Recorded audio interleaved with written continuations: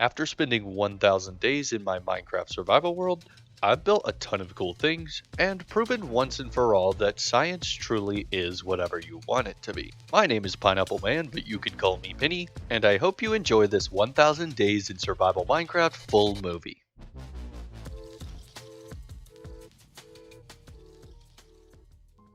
This ordinary spruce tree is the start of an extraordinary survival, and this video may just change the way you beat Minecraft. My name is Pineapple Man, but you can call me Pinny, and I'm glad you decided to join me in episode 1 of a brand new survival series.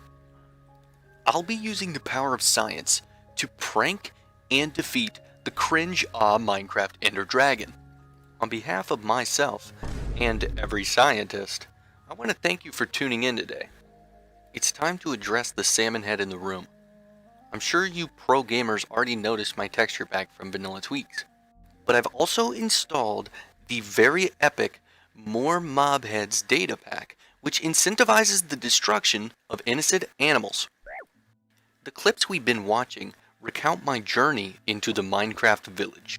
I took some time to offload all my junk and meet the locals. Some of them weren't very happy to see me, but I didn't really care because remodeling this village was part of my very scientific plan. I'm going to take some time to discuss my plan real soon, but let's check in with real-time Penny and see how things are going in the village. Well, it's been a couple days. Just been tidying my stuff up. Look at this, I even redesigned the villager. Oh wow, that kid just grew up. There's actually a ruin portal in the village. It needs 3 obsidian. Not bad. Of course, there's none in here. That's okay. Dang. Even more gold. We're gonna be dripped out. We're gonna be drippy for the dragon. Give me a minute or two to discuss the plan. Like I mentioned in the introduction, I'm going to be using the power of science to obtain an elytra and eventually prank the Ender Dragon. Familiar with honey block flying machines? Then you probably know where I'm going with this. And once I've entered the end, I'm going to construct a flying machine facing the outer end islands and ride it all the way there to obtain an elytra. Now I'm forcibly restraining a villager and using ethical business practices to get a better deal on a diamond pickaxe. You might wonder how I sleep at night. Very comfortably. Day trading them their stolen lumber? These boys sure are goobers. No shade to the villies though. Managed to find this ruin portal with exactly enough obsidian in it to complete the portal back at the village. This is great because I need blaze rods to cure the toolsmith and for eyes of Ender. Okay, we have already got a gas somewhere. Now, I'm going for a potion of fire resistance.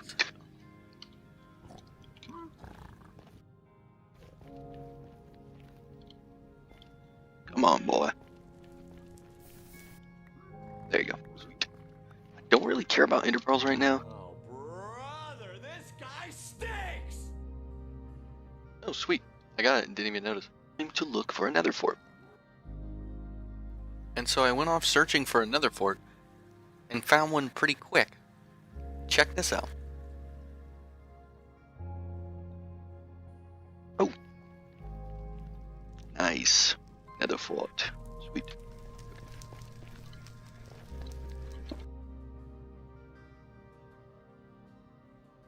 I made it into the nether fort safely and secured a supply of nether warts. Perched upon the highest point of the fortress, I found a blaze spawner. I managed to condition the area and grind out some rods for the fam. I really didn't need that fire res pot, but I just wanted to have it because fellas really be out here falling into lava sometimes.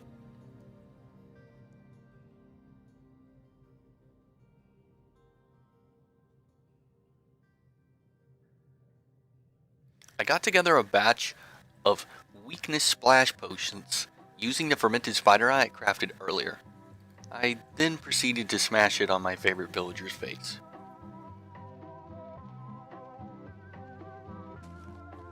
There we go. Sweet.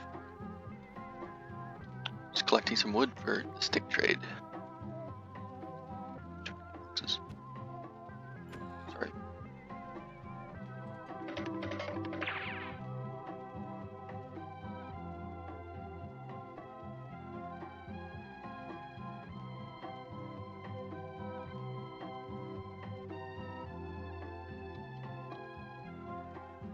$51.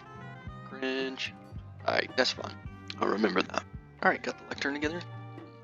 Start doing the old place and breaky routine. There it is. Pretty cheap too. I needed a way to obtain a decent amount of honey, so I wanted this silk touch pick to retrieve a nearby beehive I saw on the way into the village. There's 4 bees, at least. So I managed to confuse myself about how many bees were in the hive, but I found out pretty soon that it was full.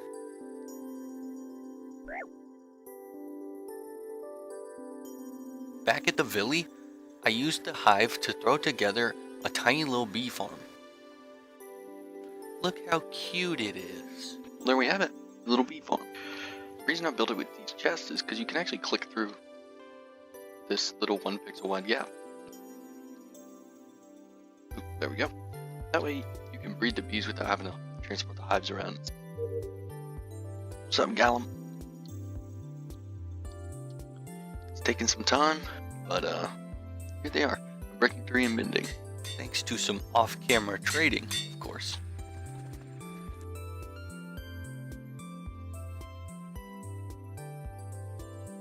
I needed a quick trip to the nether for lava buckies and a few more blaze rods.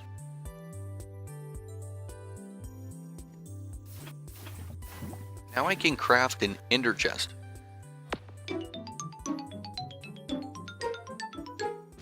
I need some slime, so I guess I gotta go.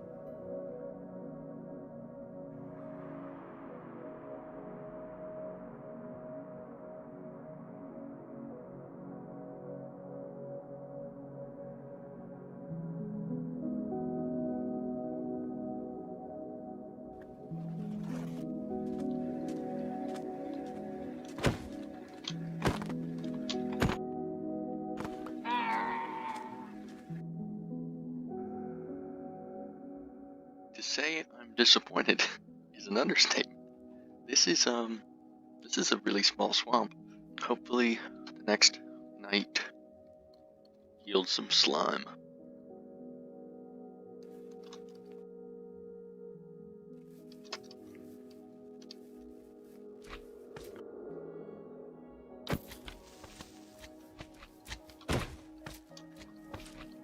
This is a certified voiceover moment.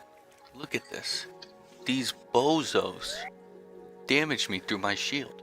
Is this lag, or did I block the first one and the second one got me? I slowed the clip down so I could see. Illegal hacking creepers aside, this is the face of a man who is a proud owner of 28 slime ball. I realized that I was going to need gunpowder for rockets, so I made some gear with the help of the villies to fight the night.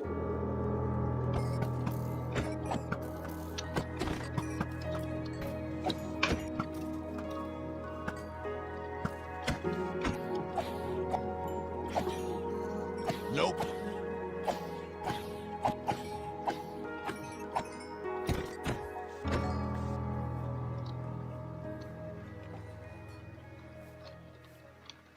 Well, you know what they say.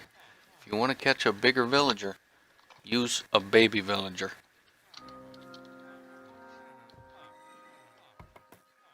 And nitwit villagers are kind of useless, so in this moment I had kind of an evil idea. But science is all about proving your hypothesis. So I hypothesized that this villager would die.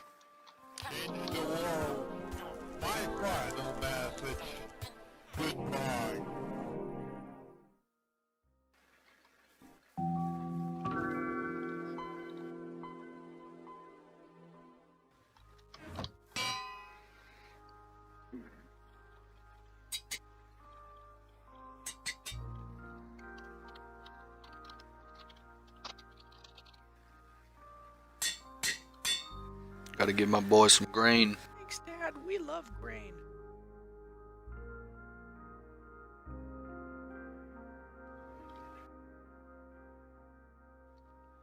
I made the preparations. We've got all the components here for the flying machine, as well as hopefully enough eyes of ender to get us to the stronghold and open the portal. In the E-chest, I've got rockets, as well as the mending and unbreaking book for the elytra. So we're gonna sequence break this and absolutely prank the ender dragon.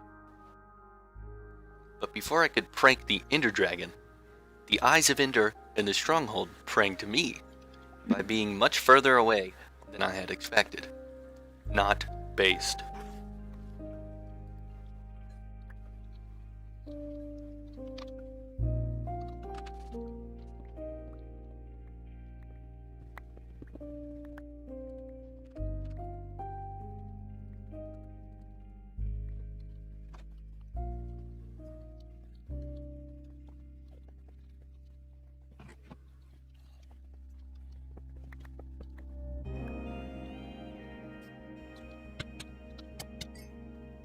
Finally made it. Found the portal room. Didn't take too long, but it was a little annoying. Okay. Stow away the bow. We really don't need the bow for this part. I'm gonna hang on to the shovel since I'm using dirt as a helper block. Hopefully, we are underground and not on a scary floating obsidian platform. So there's the disassembled flying machine. Let's see, is there anything else I need? Maybe some blocks to stop it. So a chest or two. Yeah. I don't need this. Definitely need this. Okay, it's gonna be go time when I get in there. I'm gonna be having to move fast, and I probably won't have much to say. So, let's go for it. Ooh, okay. That's really ideal. Alrighty. Get right to work.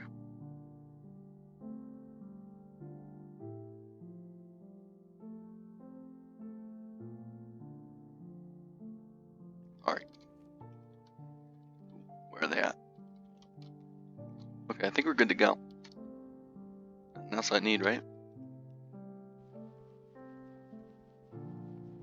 I don't want to look at him. Alrighty. This is my life for the next 5 or so minutes. Ooh, that's scary. Yeah, well, I'm glad that happened then and not while I was building the thing, because I would have had to run away and wait for that to go away. Get freaking pranked, Ender Dragon. Absolute noob. Okay, the fog effect is gonna go away pretty soon. We should be able to see the end island. There it is. Yeah, I think that's when we de-rendered the dragon, actually. I'm not entirely sure.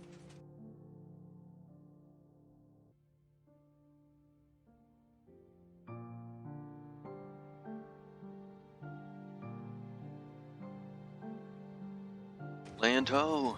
Check that out. The outer end island.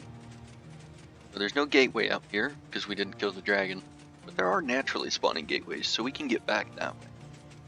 But the entry can be a little sketchy. Need to use a stopper block.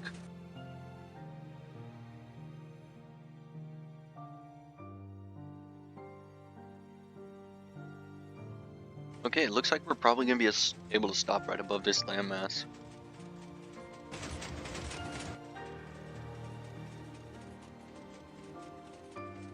Okay. It's a bit of a narrow gap. Probably could wait too to go to the other island, but I am impatient.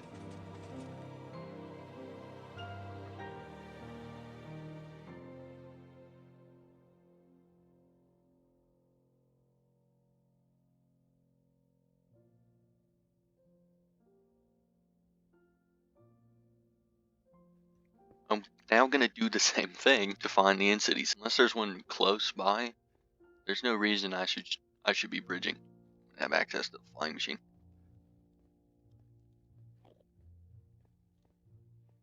What level are we at? 59? Let's go to about 90.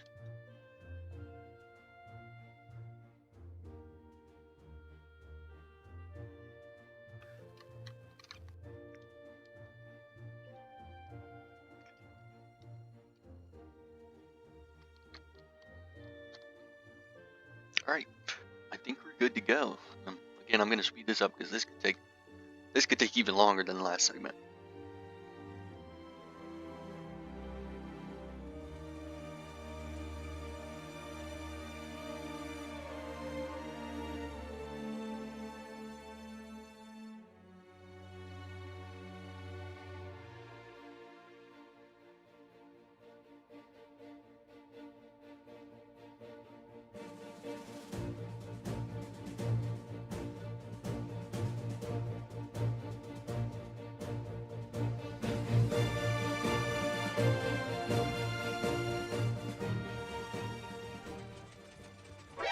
There's one.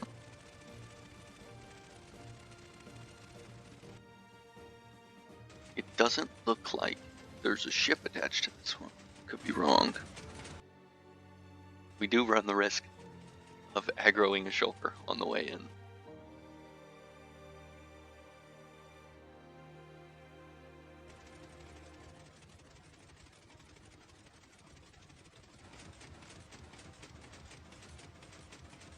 Okay, right here we're gonna aggro.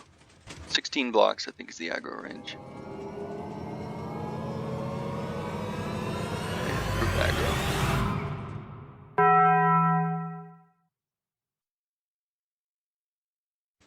Well, that was good. Now there's still one bullet following. I was acting all coy here, but this really could have been a run-ender. If the second shulker bullet had hit my boat after the first one, it could have dismounted me onto the observer and I'd fallen straight into the void. There we go. Sweet. Okay, don't do that again, please. And so I continued riding on my science mobile until I found another city. Unfortunately, it was clear that I was going to collide with this one. Well then. Okay, well, I suppose since I'm here, I can go ahead and check out the loot up there.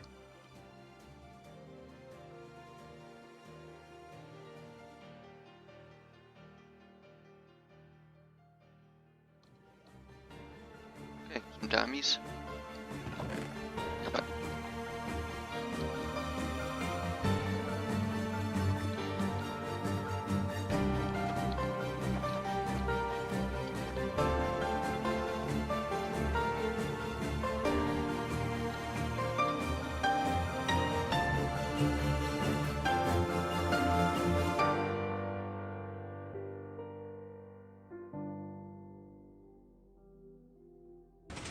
Oh no, another one of these?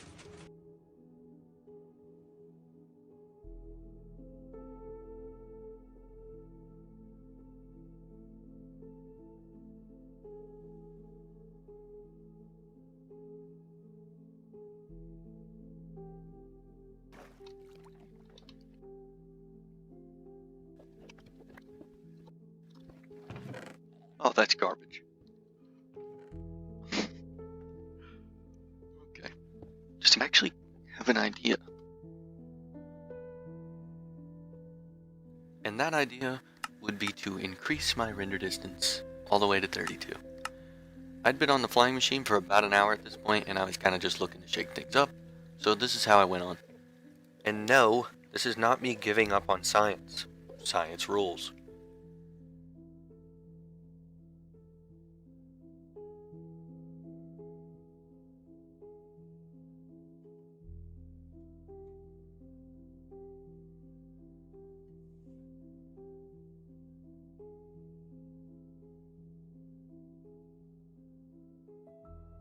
Okay, there is one over there. It also looks tiny. Now, ironically, that kind of looks like it's in the exact same path. The city definitely was on the exact same path, meaning I could have just stayed on the flying machine. This is what happens when I try new things. Well, it's loading in. Ooh, I think I see a ship. Sweet. Yeah. Okay. Well, actually, what I was seeing was just that part, so I thought that was the entire city. Glad I went and investigated because I was considering just going the other way. That took about an hour to do. So, clearly this is not the fastest way.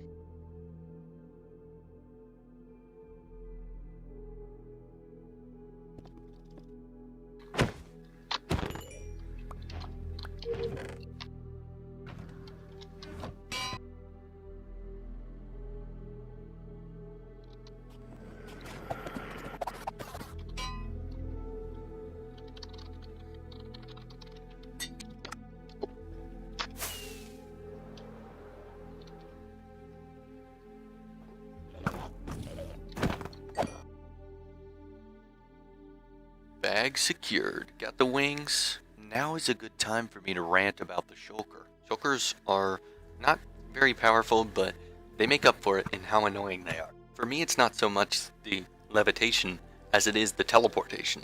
When their health is 50% or below, they have a 25% chance of teleporting every time they get hit. It gets old fast. They're probably tied with the Blaze in terms of most annoying hostile. In total, I found 5 elytras and a decent set of diamond that should help in the fight against the Ender Dragon. Managed to find a gateway right near the last in-city there. Once we go through, it's going to be on, and we're going to be fighting the actual Ender Dragon. Let it go. I wanted to talk over this dragon fight because it went pretty well. Using the elytra was very fun, but it made the fight trivial. That's okay though, because we got the remote getaway advancement before defeating the dragon, which is obviously possible, but it doesn't seem like the intended order you're meant to do these things in, which is why I consider this a mild sequence break.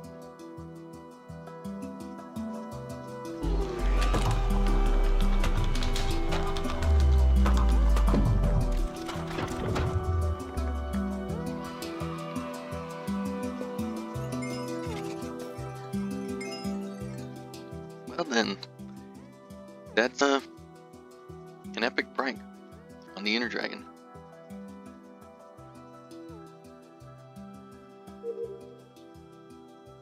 Okay, this is where I feel like most people would go through that thing.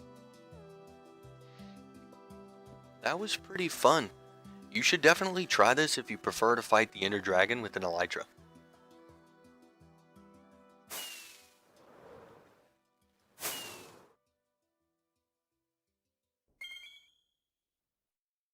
So one of my favorite things about Minecraft is preserving your world's history. Voiceover because I fumbled the explanation, but I think it would be really cool to have a place where we can store mementos and other significant things for my world. So I'm thinking I'll call it the Science Plaza. And I'd really like to continue doing little experiments like today's sequence break and other obscure and interesting things that would kind of be off the beaten path for most players. Also, I'm really glad I'm not in hardcore mode, because not every experiment is going to be a success, and fellas really do be out here dying for science. Yeah, so that's my general idea for the Science Plaza. It's going to be an ongoing project. Wait, who's this little man? Just kidding, I made this. I'll be building the 3 farms that every man wants and needs. Iron Farm, General Mob Farm, and the Enderman Farm. We'll be farming iron, general mob drops, and XP. 3 things that players need to jumpstart their creativity and give you the resources you need to stay invested in your world.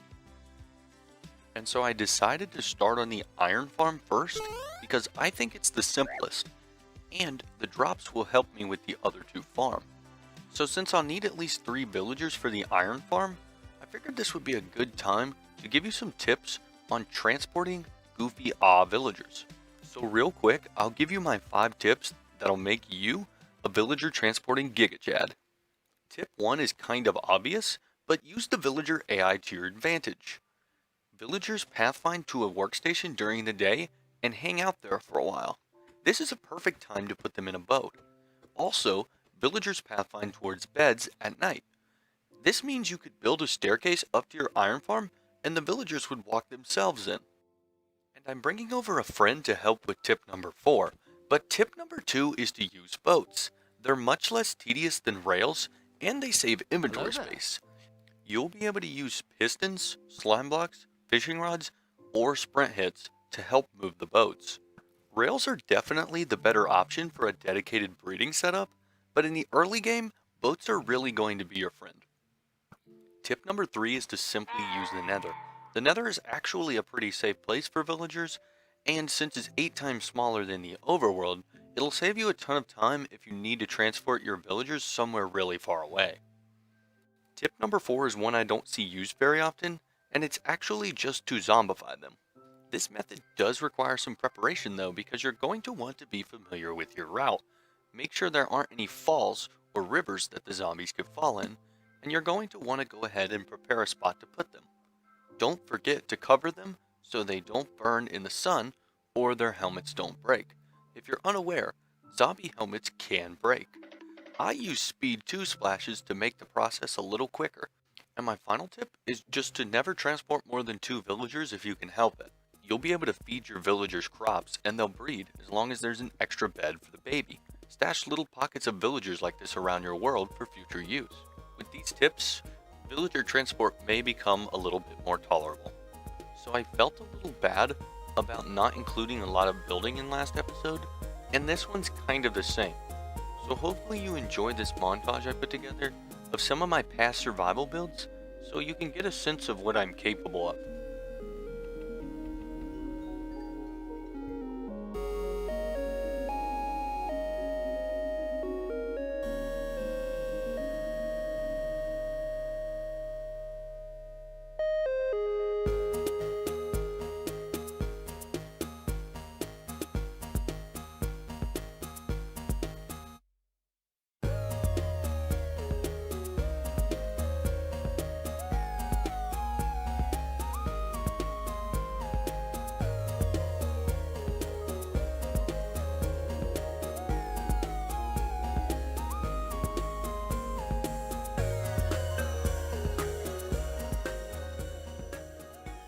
Hopefully you enjoyed those past builds of mine.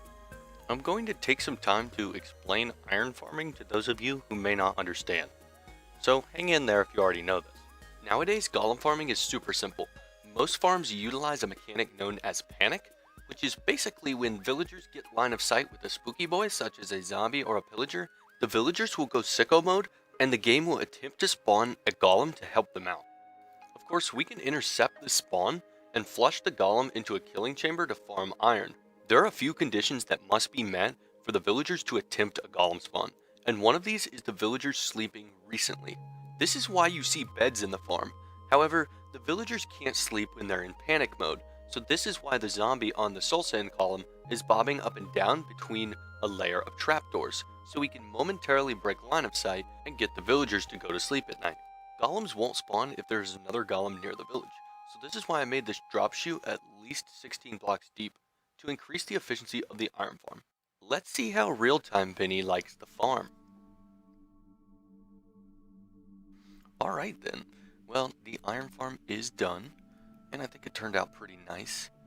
I wanted to make it look a little bit presentable, but I didn't go all out on the design because this is kind of a starter farm and it might be temporary. I do have plans to build a real big iron farm in the future, so this will probably get decommissioned. Checking on the drops, it's doing really good. It hasn't been running for that long, but I do plan to AFK here for a while today. Okay, so the next farm I'd like to build is the general mob farm, and I'm going to go ahead and get into the resource collection of that and do all that kind of stuffs off camera. It's going to be a very standard design, and I'm going to speed through it a little bit. It's going to be a flushing type design, and I plan to take it down in the future, so I'm not going to build a giant one. I'll probably AFK at it for long enough to get a couple double chests of each item, and we'll go from there. You guys will have to let me know what you think about the time lapses. I know some people really aren't into them too much. Anyways, I'm going to go and collect the resources, I guess, so we'll jump right into the time lapse.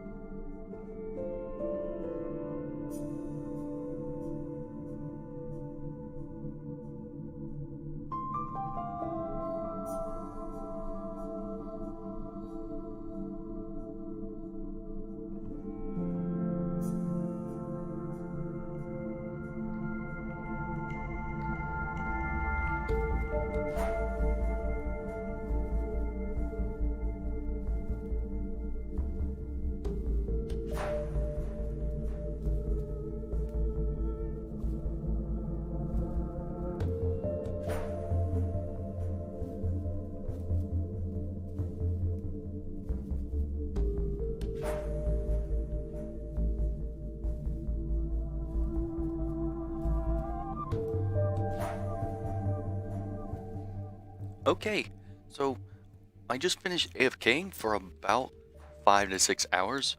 I haven't looked at the drops yet. There should be a decent amount. Okay, that's pretty good. So, if you don't have a general mom farm in your world, you definitely need one, because this powers just about everything you're gonna need going forward. Gunpowder for rockets and TNT, arrows if you like to use mending bows, string, which is really good for trading, but also you can craft wool with it. Rotten flesh isn't as useful. Some people like to trade with it. I usually just throw it away. And bones, which is probably, honestly, the most important drop out of this farm. I think, apart from the gunpowder, bones are really useful as a source of bone meal and can power a lot of different farms, particularly wood farms, moss farms, and even flower farms. And these are just kind of really important farms for your world's infrastructure. So, the next farm I want to build is that Enderman farm. Oh goodness. Okay, I was gonna see if he had a mangrove propagule, but I guess I'm not. Okay, so I've made it back to the village, and I want to go ahead and mark off these two farms that we already done. There we go. So, last up, I guess, is the Enderman farm. Last but not least, I guess, because my tools are really gonna need a mend soon. And once I've got that set up, I'm going to take a lot more time to actually set up some proper gear. Right now I've just kind of been using whatever I found in the End City. And that's been doing okay, but I really want some nice stuff and maybe a backup set or two. Just because fellas really do be out here dying in lava. Anyways, I'm going to make sure that I don't forget a name tag, because I often do, because you need to name tag the Endermite in the Enderman farm. If you don't, it despawns. Even if it's in a minecart, I believe. I'm going to take some time to get together the materials I need for this farm. I'm actually going to try to make it look a little decent, although it will be on the bare bones side. I got a little distracted. I spent a couple hours messing around in the village, as well as collecting the things that I need for the Enderman farm. I think I have most of it. As you can see, I put the cute little cringe villagers in these prisons, which is really nice and comfy and cozy for them. It's hard for me to address, but organization is not exactly my strong suit. But don't worry, I got plans for this village, and hopefully by the end of this episode, this is all packed in the shulker boxes, and we're ready to move out.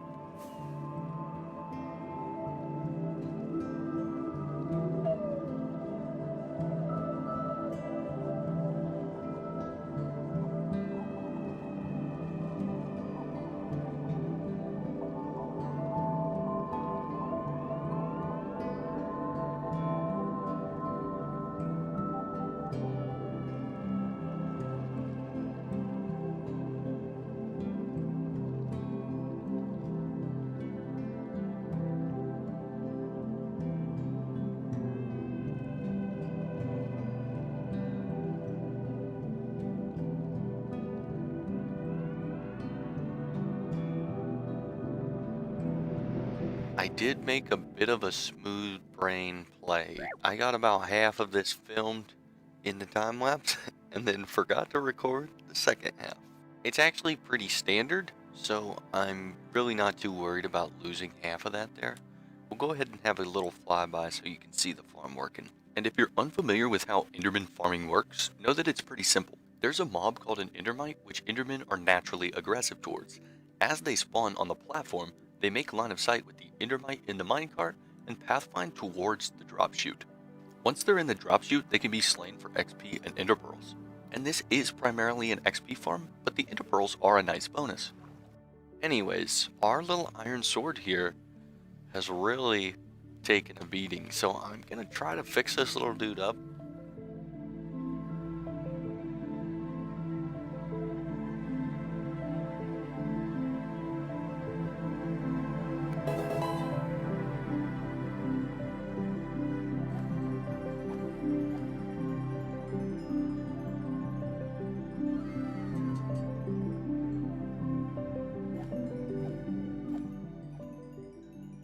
Okay, well, I've spent about 2 or 3 hours here at the Enderman farm, and it shows. So I'm going to show off the gear once we get back home.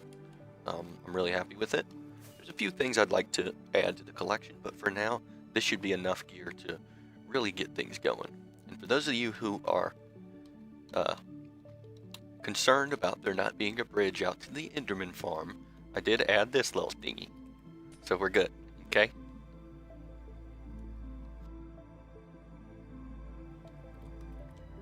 Here we are, back in the Billy.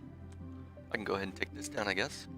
Which means the 3 farms that every man wants and needs are completely done. Alright, let me show off the gear here.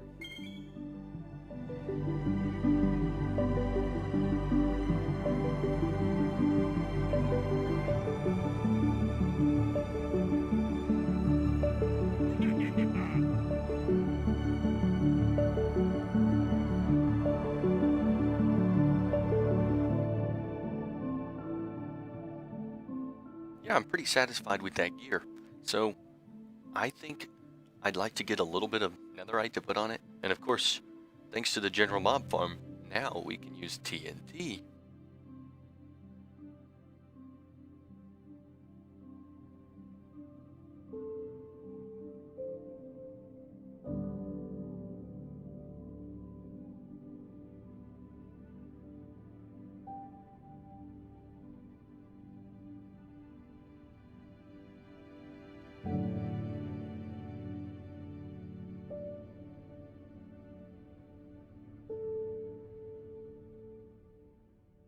Well then, made it back from the nether, got 62 ancient debris. Of course I couldn't have found 2 more to make it the full stack, but I'm pretty satisfied with this. Okay, let's get this stuff crafted. 14.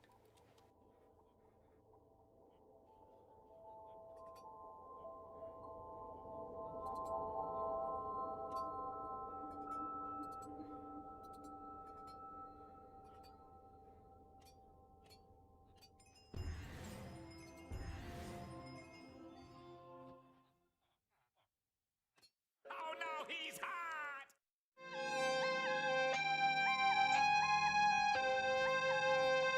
Well, we finally made it. It is indeed science time. So, you see in my hand here, I've got this wooden pickaxe, and this is actually our first wooden pickaxe. Today we will be sacrificing it to science. Here's the deal though, it's on 1 out of 59 durability. Did you know that if you press F3 and H, it pulls up your advanced tooltips?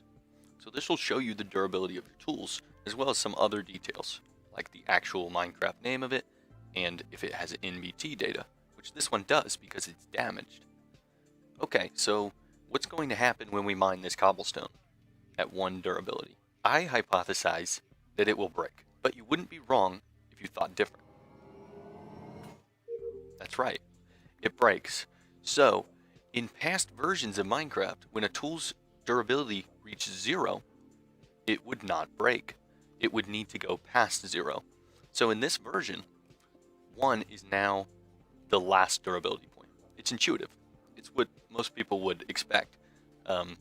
So that's a good change, I think, but I saw this a couple versions ago, so I'm not sure if it's still possible, but you could actually get items with 0 durability from mobs. So let me take some time to see if these things still exist, and if I get one, we'll experiment with it.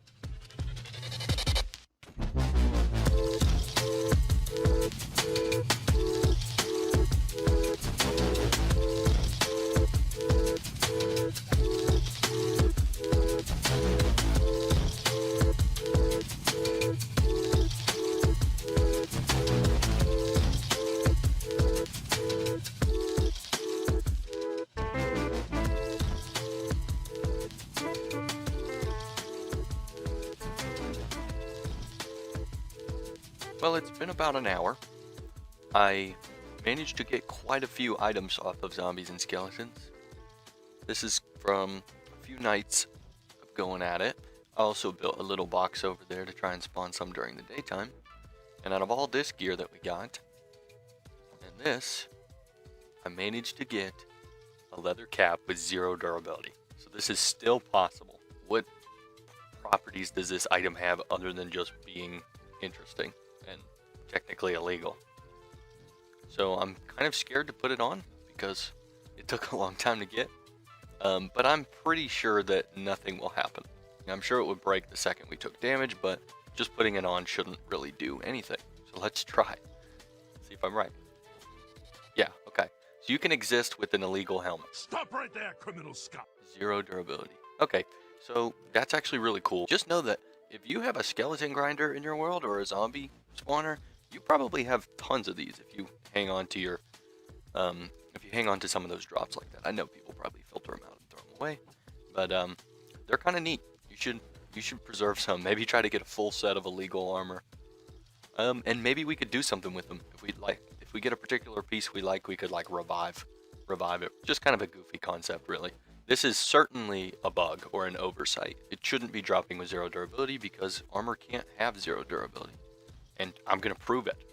I'm gonna just tap myself, I think 4 times, and we'll be at 1 dura. Yep. And 1. So this hit should not set the armor piece to 0 durability. This should break it. And it sure did. Okay, so yeah, this is definitely an illegal armor piece. This piece should not exist. So yeah, hopefully you enjoyed today's science. I think it's kind of interesting. Let me know if you think this is a bug, or if you think this is intended behavior. Personally, I think this is a bug, and it doesn't really seem intuitive. I know this was a bit more on the technical side, and ultimately pretty useless, but science is whatever you want it to be. And I guess today I wanted it to be boring. So make sure you leave your science suggestions in the comments below.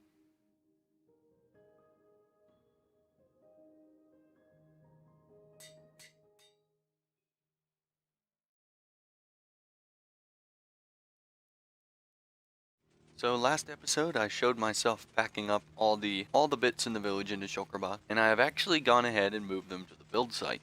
And in between episodes, I've been preparing for today's big build. Wow. So here's a few clips of my resource collection. I was putting the new tool set to good use and managed to find this massive cave right below the new build site. The dimies were cool, but I was mainly here for redstone. I'm sure you've seen the thumbnail. Grinded out some more slime in the swamp, and a quick trip to the end dimension to repair my tools turned into an obsidian mining session.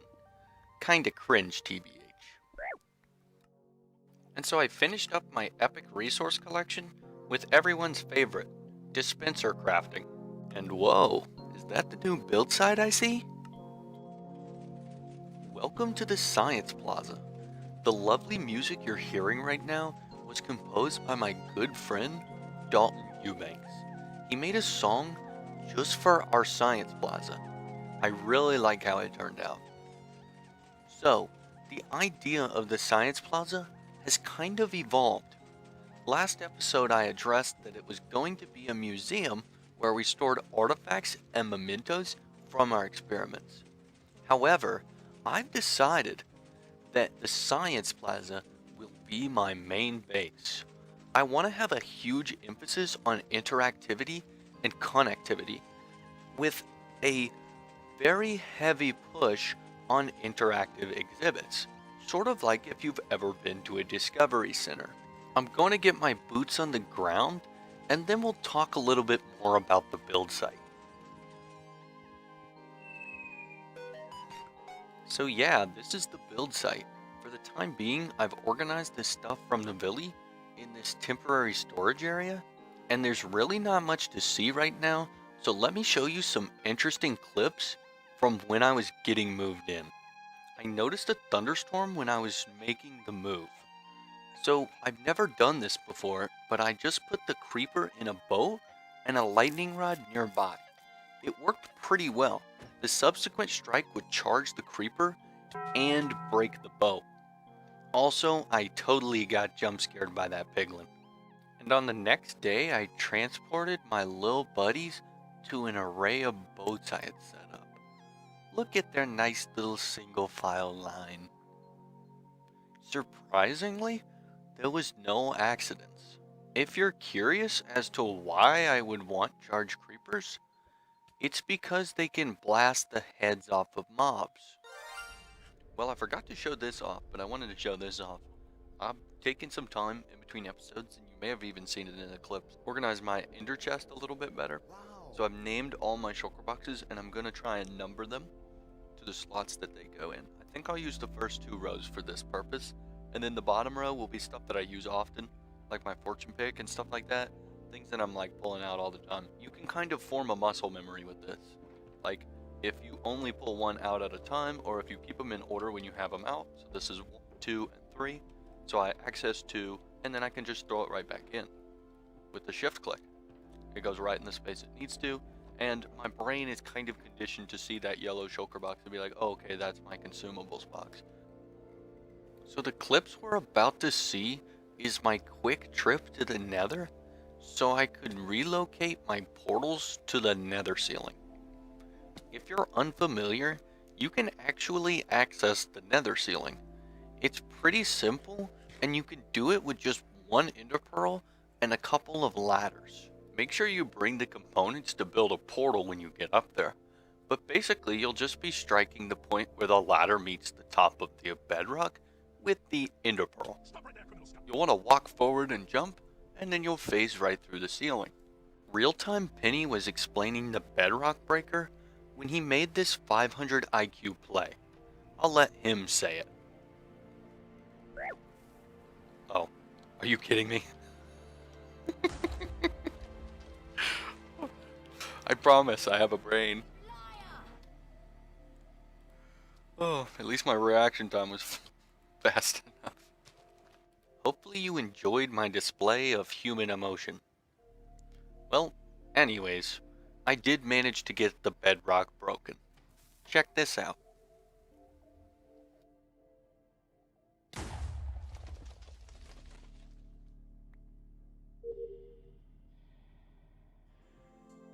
Enjoy this time lapse of me destroying the earth for my wood farm. I did get a little bored, so I performed a summoning ritual for a new friend. He didn't like me very much, and was difficult to keep in frame. But eventually, I did kill him, and turned him into a beacon for the fam. Epic.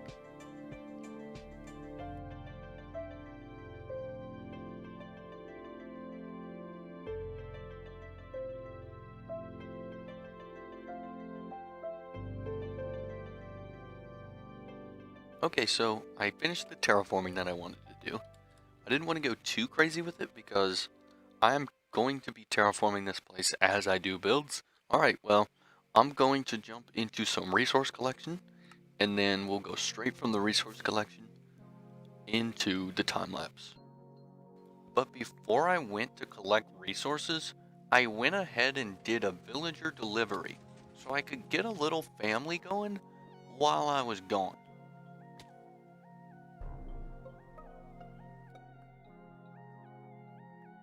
During the time lapse, I want to take some time to discuss the farm design. This was one I made for myself custom, but it is heavily inspired by Etho's chopper and Rendog's quadra chopper. Mine utilizes TNT dupers, which might be less ethical, but is much more sustainable. Also, my design has a manual system. You'll see the 4 control buttons down below. These mean that I can control the height of detonations and farm just about any tree type in this configuration. This design may look a little intimidating, but it's actually super simple. If you look at the cyan line, this controls the ignition of the TNT, and the lime, yellow, orange, and red lines control the delay by activating the purple line. You'll notice there's different amounts of repeaters on those lines, which control the amount of delay on the TNT drop and the height of the detonation. I'm really pleased with how the decoration for this farm turned out. I was aiming for the look of a ruined laboratory that's been reclaimed by nature, and I think I nailed it. Not every building in the Science Plaza will have this much detail or use this exact same palette, but in general, this is probably what I'll go for. Side note, I'm a huge fan of exposed redstone, so if you're someone who despises exposed redstone, hopefully the Science Plaza will help you turn that around. There's definitely a time and a place, and if the redstone's done nicely, the final effect can have an elegant look. Well then, that took about maybe 4 hours, but I'm super pleased with the look of it. Let me go ahead and get a fly around so you guys can see all the angles. So I am really trying to push the dystopian, disheveled factory slash lab vibe here, and really going for a ruined look, and I really like how it turned out. Super cool. With the trees growing in, it's like this facility was once functional and is now being taken over by nature. Got calcification on the nodes there with these tracers, which I guess is kind of like power or water or something. I'm not sure what those are supposed to be, but I kind of like the futuristic look that they provide. Anyways, I'm sure you probably want me to show off the farm. I don't know if I showed it in the clips earlier. It actually wasn't running properly. The timings were wrong, so I fixed that. And now it should be good. I have not tried to grow big spruce trees here though, and I had a realization when I was up there building some of the decoration that this might not grow big spruce trees with these columns here, so I'm more than happy to take them down. It's not going to be the end of the world. I'm not super in love with those columns. Anyways, let me try and do a quad blast. Okay, cool. I'm going to go ahead and core out the centers because if I don't do that, the farm will explode. To core the trees, I just used this upper loft area and align myself with the drop chute of the TNT. Check this out. Right, so I'm going to go ahead and core all the trees, and I'll make a quick cut. It's primed. Dropping. Sweet. Yeah, I'll probably double pump both of these. I'm just curious how much wood we're gonna get. I'm thinking probably around 8 or so stacks, depending on how much I lose.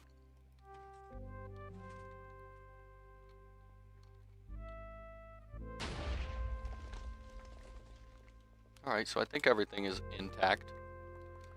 Go around, pick these up, and then I'll double pump it. Double pump time.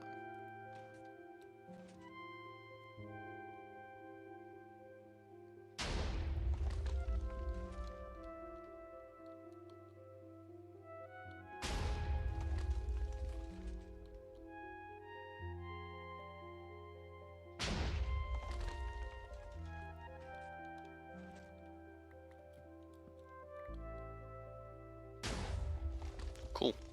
I'll just run the top one again. Maybe have to even do a 4th pump on the top one.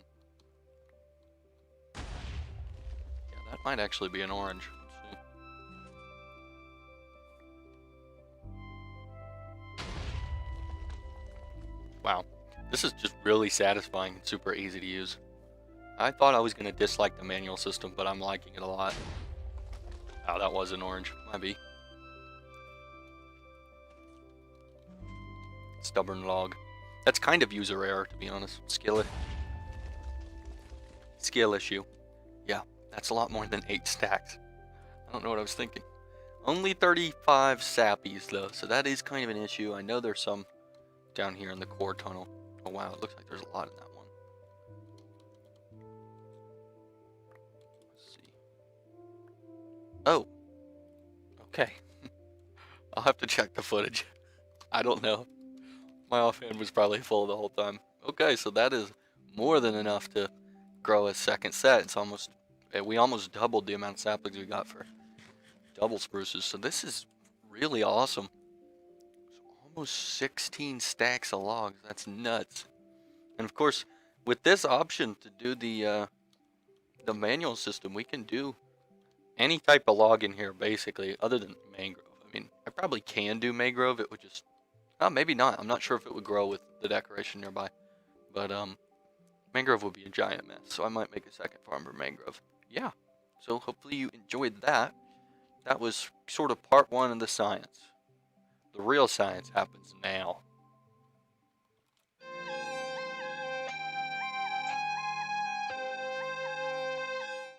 I put together a spreadsheet that I'll link in the description, but I determined that around 53 unique villager trades exist that can earn you emeralds, and only one is non-renewable. So I put together a few that I like. The toolsmith is an obvious choice for players that have an iron farm. You're probably going to want to zombify and cure this guy so you don't torch your iron supply. The butcher is a bit slept on in my opinion. If you like to manual farm, you have a lot of options, but also if you want to auto farm hoglins, you can farm tons of raw pork chop. The cartographer is a really interesting choice because when paired with the librarian and a few cures, you can actually loop for infinite emeralds. The cleric is a favorite of mine, and in my opinion, an S tier villager. Rotten flesh is super easy to get from many sources, but especially a zombified piglin farm, where you'd also get gold. The extra trades are kind of a bonus. I feel like there's no villager that's more popular than the farmer. Pretty much everyone has made a pumpkin and melon farm and traded with these little dudes. Note that I forgot to add wheat. Cringe. And almost every item you can trade with the farmer is fully automatically farmable. The fisherman is a really great option. Fish farms are usually very easy to construct and produce large amounts of drops. And take note of that boat trade. Since boats are single stackable, the villager will never increase your costs. And with a boat costing just a bit over a log, this might be one of the best early game villagers ever. And for the star of this video, I'll be using the Fletcher combined with my wood farm to generate a ton of sticks and make hella emeralds. Sticks are a very easy resource to obtain, and they're not too tedious to deal with, unlike the bow. The leather worker doesn't bring too much to the table, but the leather trade is really great, because if you pair this with the butcher, your byproduct from the hoglin farm, leather, can be traded away. Similar goes for the librarian, but the ink sac trade is pretty unique as it's an item you can farm directly and doesn't require any crafting. The mason is a really practical choice. Not only can you farm cobble and smelt it directly, but you'll also likely have a lot of these materials lying around anyways, especially if you do large excavations. Last and probably least is the shepherd. Shepherds are quite interesting because you can trade for wool, but only white, brown, black, and gray. Finally, they can trade all 16 dye colors, so farms like flower farms, squid, wither rose, iron golem, cactus, sea pickle, and skeleton could be applicable, so this is kind of a versatile boy. But I suppose it's time to address the Ravager in the room. Just build a raid farm. Raid farms outclass almost every source of emerald income from villagers. But hopefully this gave you some early game ideas on which villager works best for you. Back in our world, I spent some time getting our Fletchers ready. Check out that MLG villager bucket. Some minecarts got stuck within one another, and they move as if they're being pushed by an entity. Unfortunately, this resulted in villager turnover.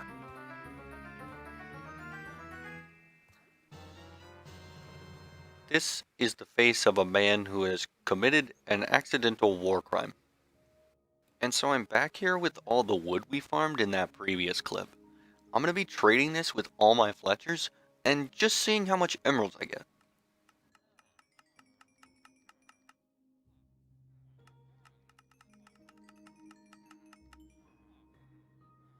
Okay, I made it back, and check this out.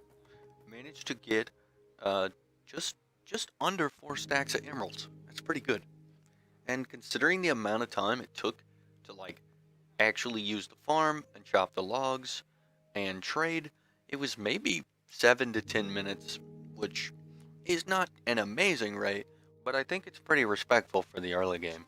And so I'm not going to waste any more time, and we're going to go ahead and get into the build and some of my helpful building tips. Today I'll be making the central hub for my mega base, the Science Plaza, that I introduced last episode.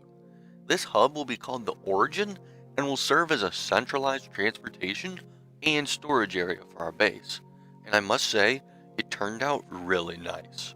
This episode took me a ton of time to record, so it'll be time-lapse heavy, but don't worry, I'll keep us company with voiceovers to help you with building tips and explain my building process. Right now, I'm just getting the main structure in place. Also, stay tuned to see how I obtained MS Paint in survival and how you guys can help me in the comments. So I've condensed my 6 main building tips into an acronym I like to call the IWADOC methods. The I stands for inspiration. Basically, you should find a Minecraft, concept art, or real-world image to help conceive your project. It can be really easy to add elements that don't fit your build, and having an inspiration image can help you keep your focus. This will also help with the subsequent steps. The W stands for world building. Gradients and block variation that you choose should be consistent and make sense. Essentially, you're going to want to give yourself a set of rules to follow. For me, you saw me applying some darker gray below the yellow ring at the top of the support structure. This is supposed to be like grime, and it follows a pattern that tries to emulate this. In the context of this build, this is a ruined laboratory, so you'll see me go in with moss and mossy cobble to apply patches of organics which have sort of consumed the build. And the A stands for asymmetry. Asymmetry is a great way to add variation to the structure itself and can be used to take the eye off boring or uninteresting parts of the build. If you use it liberally, you can create a very organic look. The D stands for dynamics. Campfires, spore blossoms, using redstone, these are all ways to introduce movement into the build and make it feel a little bit more lived in. Take advantage of animated textures like prismarine, sea lanterns, magma, and bubble columns for some free dynamic detail. And don't be afraid to use entities like armor stands, boats, minecarts, animals, and golems for some more movement. The O stands for organics. If you're going to include organic material in your builds, make choices that either mirror the real world or match whatever style you're trying to match.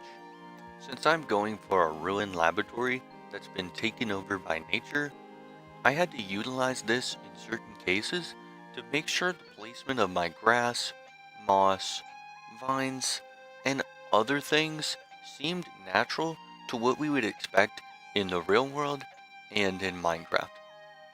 This helps a ton in making your build feel more realistic. And my final method is simply connections. The worst thing you could do for a build is not connected to your other builds in some way. You can use paths, rails, or in our case, flying machines to connect your structures or builds together. And this can make your world feel much more complete, so hopefully you'll take some of my IWADOC methods into your practice and improve your building along the way.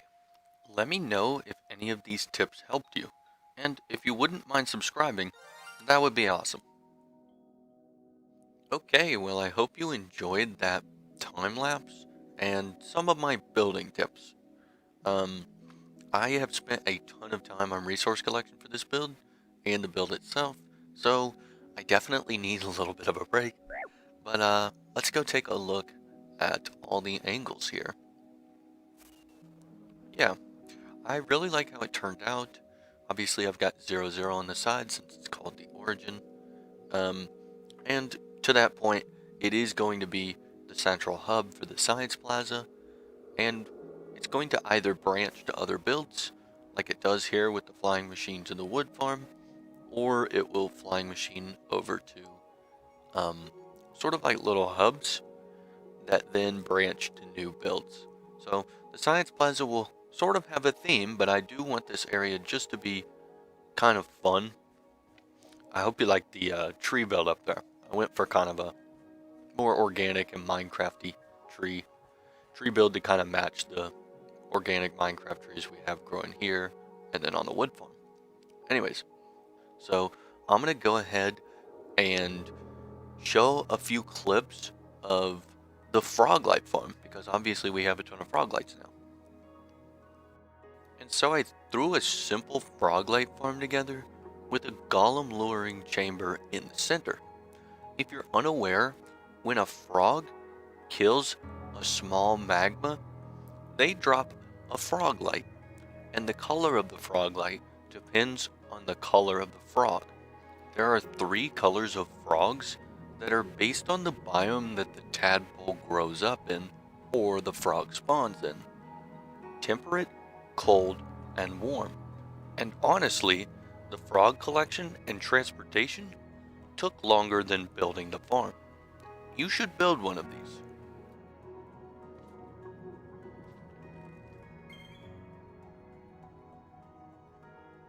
Back in time a little bit, while I was waiting for my little froggy boys to grow up, I took a trip to the ancient city that's right below the village.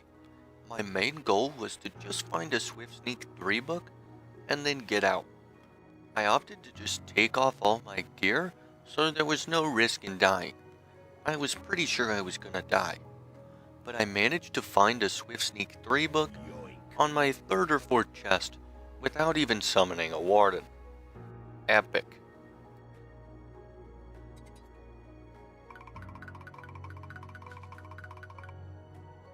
Okay, we got the big build out of the way, and I'm ready to take a break with today's science.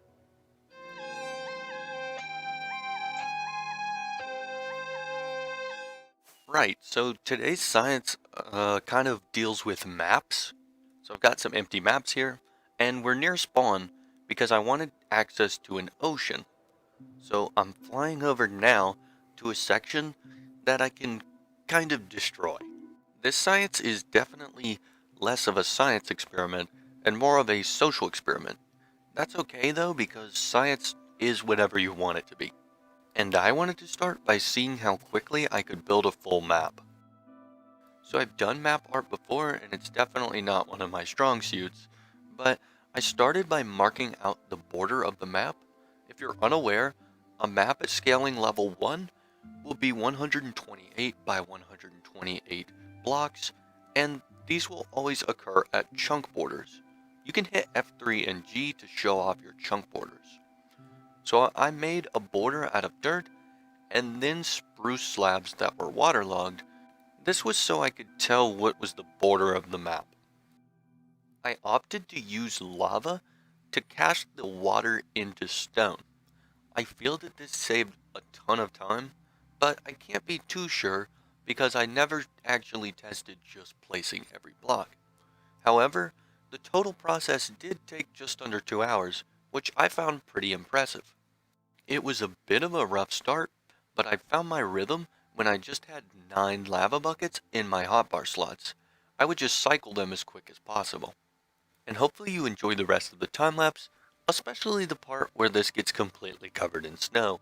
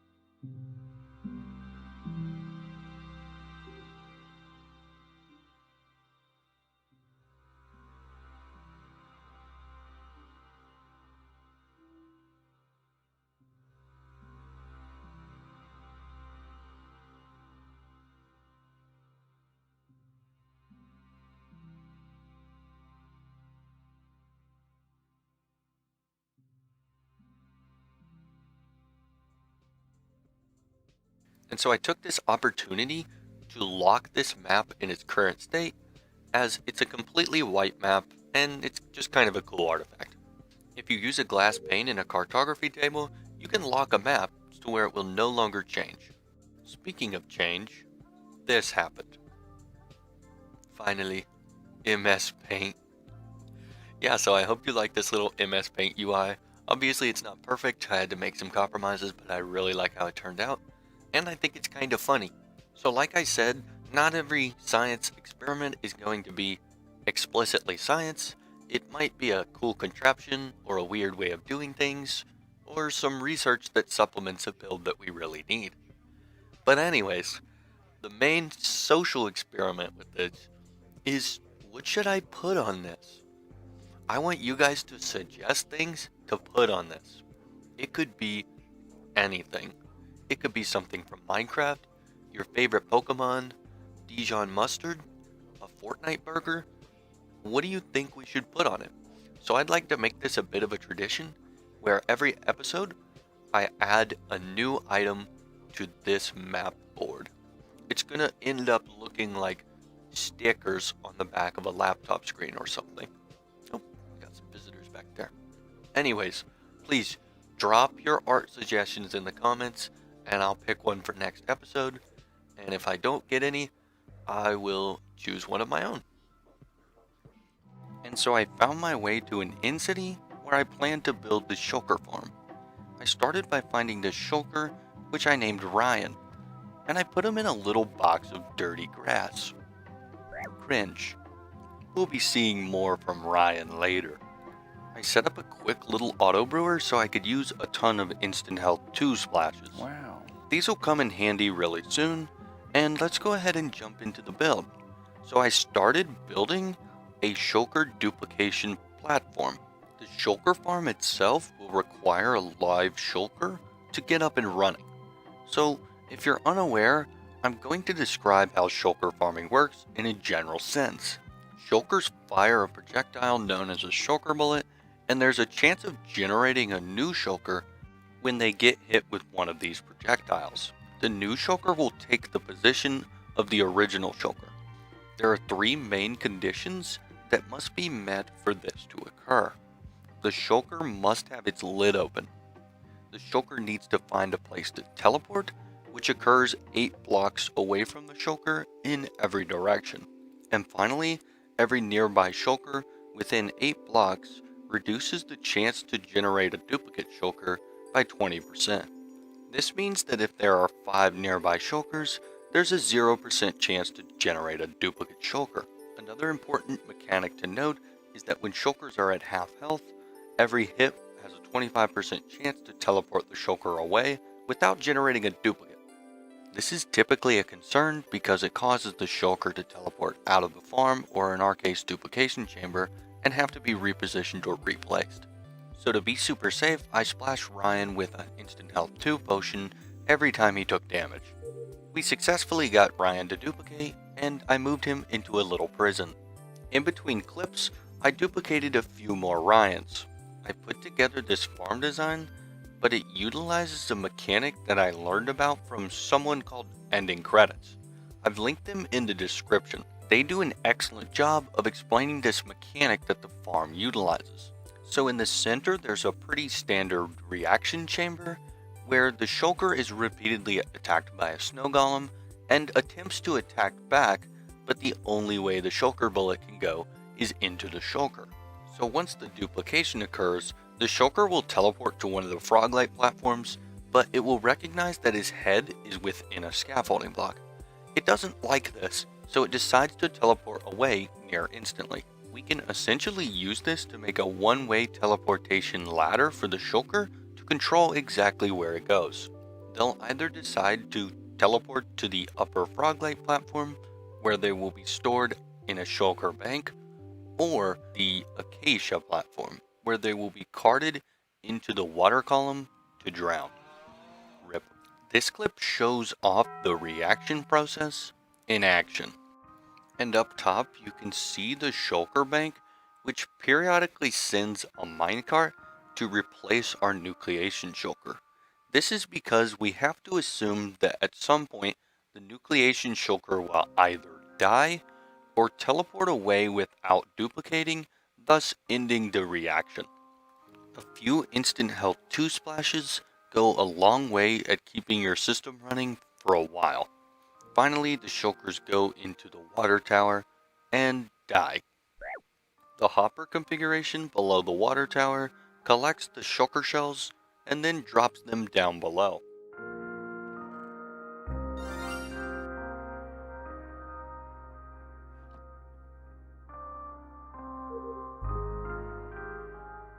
I made it back to the overworld, and I'm really pleased with how the shulker farm turned out. So I'm gonna go ahead and start getting this wall of chests down and get moved into the origin. One of the things I want to do in the main structure here is build a bulk storage area for things that we'll have tons of. So I'm gonna go ahead and prep the area and probably just make a cut to that.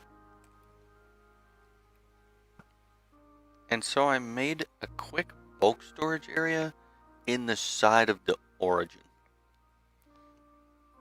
I wanted to show off this cool design choice, which was to have a drop chute that goes all the way to our upper storage area. That way we could throw items down from the upper storage area down into the lower bulk storage area, and the system will process it over time. And so I felt the need to show off this pretty standard item filter design. So you'll see the comparators reading the output from the item hopper, and there's a few trash items in here, but then there's 41 of the item that we want to have filtered. So basically what's going on is the comparator is checking the output, and once an item that is accepted enters the hopper, it unlocks the hopper below and lets the item flow through. And so I just finished putting all the item filters in, and I wanted to show off some of the functionality of the system. So I used hopper minecarts as the intake that have been pushed inside of blocks using pistons. And I did this because they have a much faster item pickup rate than normal hoppers. So I threw some firework rockets in the machine since they're not filtered, and I wanted to just show off the barrel at the end, which collects the unfiltered items. Then I took a quick trip up top to show off the functionality of the drop chute at the future storage area. And with the bulk system functional, I decided it was time to move into the origin and to configure the item filters while I was sorting through my stuff. Okay, so it has been several hours since the last clip, and we're here at the origin because I want to show off the work that I've done up top at the general storage area, and I did a lot of building in the process, you'll see. So I made this kind of large column or large atrium maybe, and it's kind of suffered, or I'm trying to imply that it's suffered a structural collapse. So that's kind of what the posts are in there with the fences and the log and the spruce trap doors. And I kind of darken the edges around. You can see that gray concrete there and cyan, as well as the glow lichen, which is sort of implying a crack, like cracking in the terracotta, or in this case, we would kind of say that's probably concrete in real life or whatever. Anyways, so the cobble and the gravel is like a structural collapse with the posts kind of holding it up. So the lore is that this is an old lab and people have moved in at some point. So that's why that's all there. And that's why all this is here. I'm super happy with how this turned out. It looks really cool, especially that colorful area over there. Basically, these are like maybe shop stalls. Oops, I left that out. Maybe shop stalls or something where I store types of items. Not necessarily one item, but types of items. So you'll see me show off here. There's kind of a little stone area here for my stones. And it's not every stone I own, but this is where I'd go for stones if I need them. And here's my terraforming and organics, and you'll see there's kind of some overlap. Some of this is stones, or could be considered stones, but I use them in a terraforming application, so that's why they're here. Wood is kind of self-explanatory, and then this one is a bit of a mess, which is crafting and tools. And honestly, I'm a bit of a hoarder when it comes to some of these items, so those aren't super organized, but I know where they're all at. And then, like I said, this colorful area, I love how it turned out. It looks super cool. It looks kind of like a studio or something, where there's paint spilled on the floor with all these colors and stuff. And little banners hanging up that are like maybe portraits or art pieces or something. And of course I got a little banner crafting station, but really happy with that. It turned out really cool. So let me know what you think about that. And there's our drop chute, which I've been using like crazy during this whole process. This bulk storage thing is awesome. I don't typically build one of these just because, I don't know, like I said, organization is not my strong suit, but I'm trying to turn a new leaf on that. Anyways, I hope you like the build up here because it took a ton of time, and I just know this is really going to help with my creative process to have stuff organized in a nice way. Oh, and there's an area back here that I forgot to show up, which is kind of like a little potion area. I really like how it looks, and in these barrels I've got sort of my potion adjacent stuff. And you'll notice with this area it's very disheveled and organic, but there's also dirt.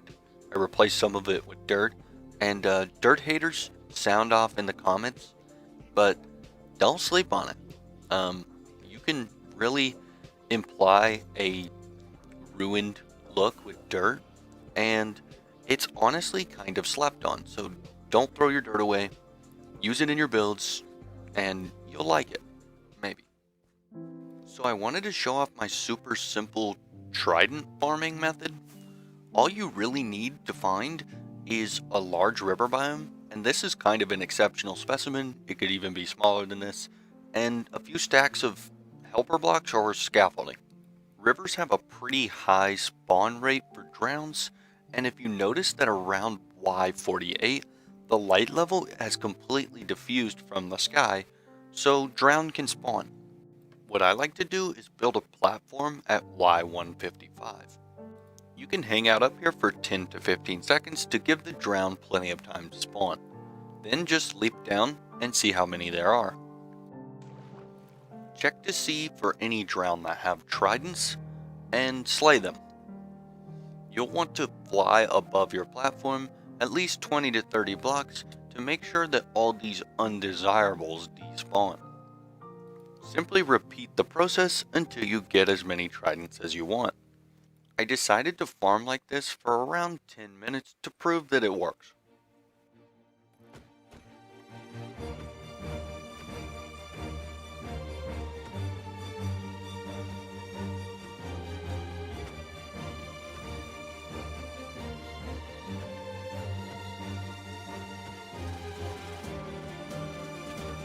And so in 10 minutes, I managed to see around 20 trident guys and got 2 tridents.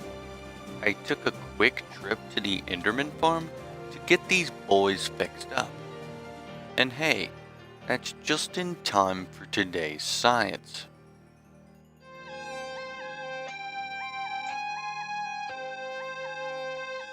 And rather predictably, today's science is all about the trident. Wow. Okay, so I'm actually prepared to show off a few experiments with the trident, and the one thing I wanted to show off was Riptide. It turns the projectile into whatever this is. So it's kind of neat and it's useful for travel, especially if you have an elytra. But one thing you'll notice is your hitbox size actually changes when you use Riptide. It looks like the same hitbox size as the elytra, I think. So one of the things I wanted to test was, are you actually a projectile? So can I activate this target block? So let's give that a try. Nope. And no. Okay, so you don't actually become a projectile. Interesting. Alright, well I'm going to take a second to show off what the trident can and can't activate as far as redstone components go.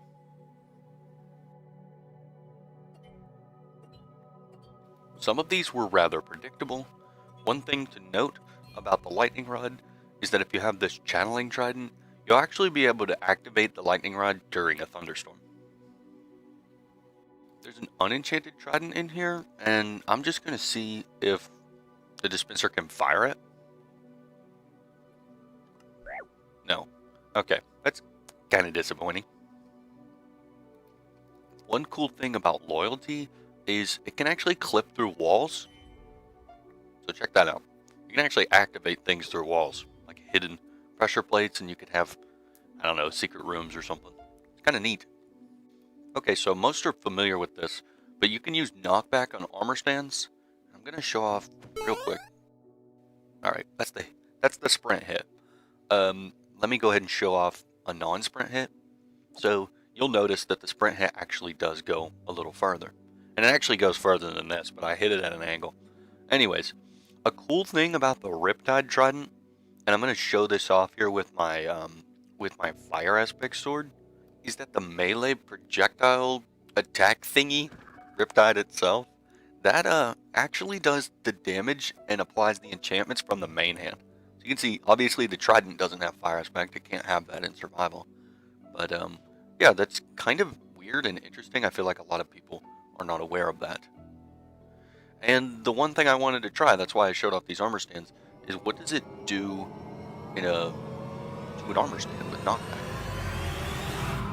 Okay, so that looked like a standard knockback hit. So let me verify. Let me move. I guess let me try moving forward. Okay. Sweet. Alright, well, that went way farther than that, but I think it's because I hit it at an angle. So let me just hit. Let me just hit it at not an angle. Let's see. Alright. Boom. Okay. Yeah, no, they go to the same place. That's honestly kind of disappointing. I was kind of hoping that it would add the velocity of the Riptide to the armor stand hit. So, kind of disappointing. Okay, I cut this clip down because the segment was really long, but I just wanted to see how much damage each trident type did. So with the ranged attack, it took about 4 hits to crack the golem. With the melee, it took 3. And then with the Riptide attack, it took 2. So it seems like the Riptide is the strongest, the melee is middling, and the ranged is the weakest. And it almost seems like the Riptide applies the crit every time. So I wouldn't be surprised if the damage was just identical to the melee. Okay, so here I wanted to show off this mechanic where you can actually light a campfire or a candle with a flame bow or a flaming projectile. So we're going to make sure that the trident can actually do this. And yeah, it seems like you can definitely do this with the trident. And I'm pretty certain if that worked, then this will work. So I wanted to show off this mechanic, which I feel is pretty well known, but if your loyalty trident returns to you while your inventory is full, it just floats around your player. And check this out, because the hitbox can still interact with things. That's kind of cool. Next, I wanted to see if it was possible to destroy it when it's in its entity form. So it looks like it can be on fire, but it doesn't die like some other entities would. So tridents are probably fire resistant. Eventually the fire does go out, just like any other entity. And if you take it underwater, it instantly puts the fire out. And I wanted to show off a pretty well-known mechanic with the Riptide Trident. If you rip and then throw an Ender Pearl pretty soon after, it'll apply the acceleration of the rip to the Ender Pearl. And you can travel like hundreds of blocks with this. It's pretty cool. Let's see. Let me rip back. There you go. And it's pretty easy to do. There you go. Check that out. That's got to be like probably 200 blocks, and that wasn't even like at an optimal angle. Anyways, that is probably one of the more useful things with the trident. But in general, the trident is just kind of one of my favorite items in the game. It's just a really fun weapon. But this is the reason that I think the trident is the best weapon in the game. Because if you're like me, you like to have a ranged weapon at all times, and a melee weapon, and the trident pretty much is both of those things. So you'll free up 2 inventory spaces because you get rid of your bow and arrow, and then replace the sword with the trident. So, I don't know. You should try it out for a little while. Save you a couple inventory spaces. It might change your life. So what should we put on the map next episode? Leave your suggestions in the comments. Today I'll be teaching you about one of the rarest mobs in the game and why I think you should care about it. So I'll quit stalling because I think it's pretty obvious that I'm talking about the tropical fish. And I think you should care about these little goobers because I feel like most players don't fully understand or appreciate the mechanic that makes some of these fish so rare. I'll touch on the details more in a minute, but I've determined that the odds of finding a specific color and pattern on a tropical fish is 1 in 30,720 tropical fish spawns. And let's take a moment to discuss what makes tropical fish rare in the first place. And RIP to those 2 yellow tang, but I wanted to show off common fish types, and an easy way to do that is just to show you 2 identical specimens. I'm sure you've been in this situation before where you've seen a fish that looks kind of off. So you pick them up with a bucket and check the name in the inventory, and you notice there's some colors associated with it. What is that about? Well, these are the rare fish. When a tropical fish spawn is attempted, there's a 10% chance that the game will randomly select one of 12 fish types and randomize the colors. This is how we get super rare fish specimens. And you'll know it's a rare spawn because when you look in the inventory, it shows the colors. The 22 common fish types will not show you the colors in the inventory screen. And at this point, I thought it was best to jump over to creative so I could kind of show off some of these mechanics in real quick detail. The tropical fish is probably the coolest mob in the game. So if you're unaware, tropical fish spawn in lukewarm and warm oceans, but did you know that they also spawn in lush caves and in mangrove swamp biomes? These are the best biomes to build tropical fish farms in because tropical fish are the only type of fish that can spawn in this biome. And this is honestly where the fun part comes in for me. You'll notice on the right that we have a cringe clownfish that is honestly kinda lame. But on the left, we've got the little fella called a cob, and he looking kinda fresh. This is something that I like to call color morphing, and I've discussed this in the previous clip, but basically when a fish spawn is attempted, there's a 10% chance that the fish spawns a rarer color morphed variant. You can see here in the inventory the clownfish and the cob. And if we consider this exact combination of colors, the cob here on our left is vastly more rare than the clownfish. And I mentioned that there are 22 variants of common fish, meaning that the model and coloration is predetermined by the game. But at a 10% rate, the game will attempt to spawn a rarer color morphed variant. Shown behind me are the 12 possible models you can roll for the fish and their names. I like to refer to this as the species. And once the species is selected, the game will randomize the base color and the pattern color. There are 16 color types. So I'm led to assume that all these randomizations are weighted equally.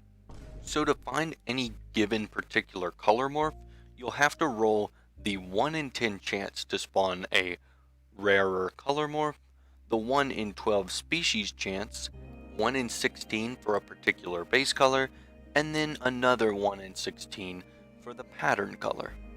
I think this means that if you're looking for a particular species with a particular base color and particular pattern color, the chance to find that fish would be 1 in 30,720 tropical fish spawns.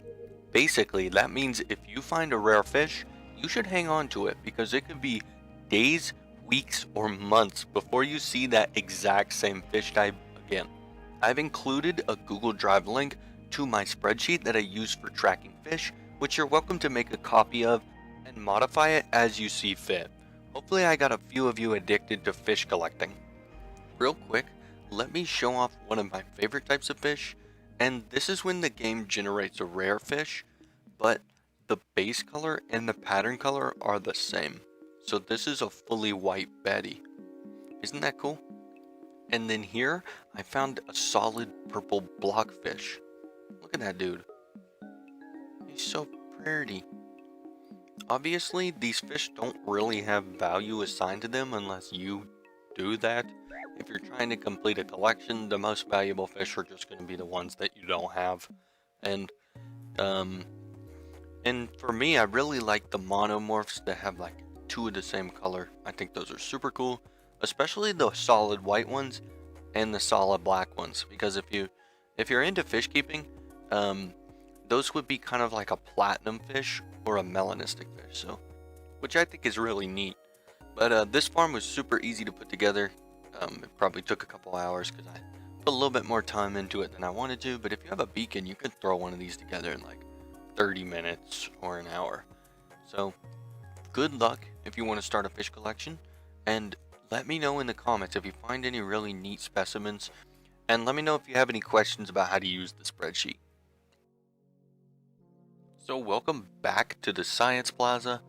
This is the interior of our storage building called the Origin. And last episode I let you know that I was going to be doing some upgrades in here, and we definitely have. So I started with a sugarcane farm build up top so we could get a little passive supply of sugarcane for rockets. Then I made my way down to the bottom level and installed some slime block jump pads. These are a really fun way to navigate through the building and help make the area a little bit more fun. Then I spent a ton of time detailing the inside of the build to help with the world building aspect. At the very bottom level, managed to have enough space to fit in a nice bee farm.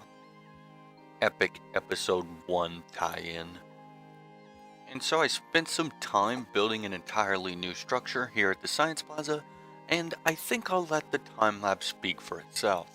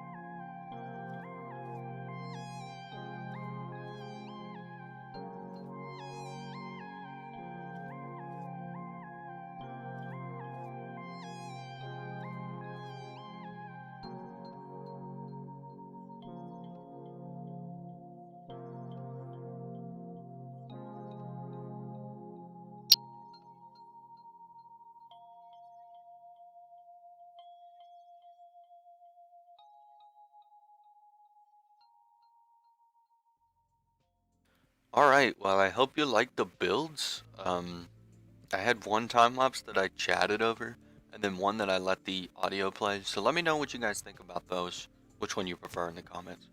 Anyways, I want to show off here what I've done within the Origin.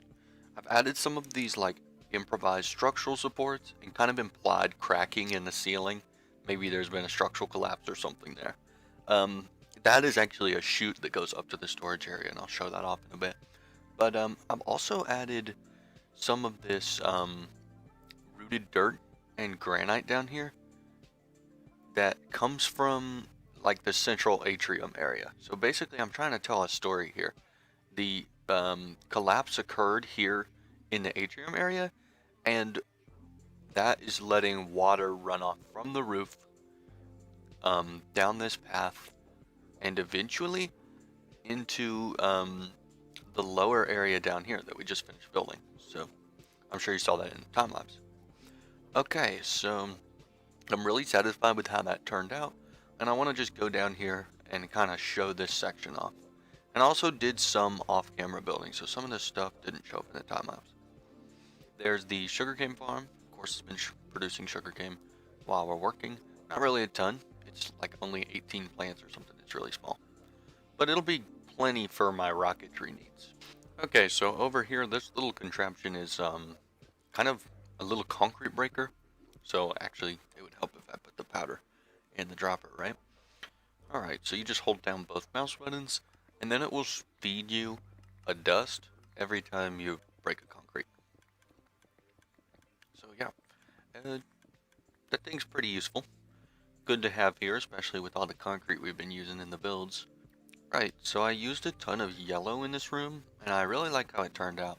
So over here we kind of have some darker terracotta too, to sort of imply a dirty look.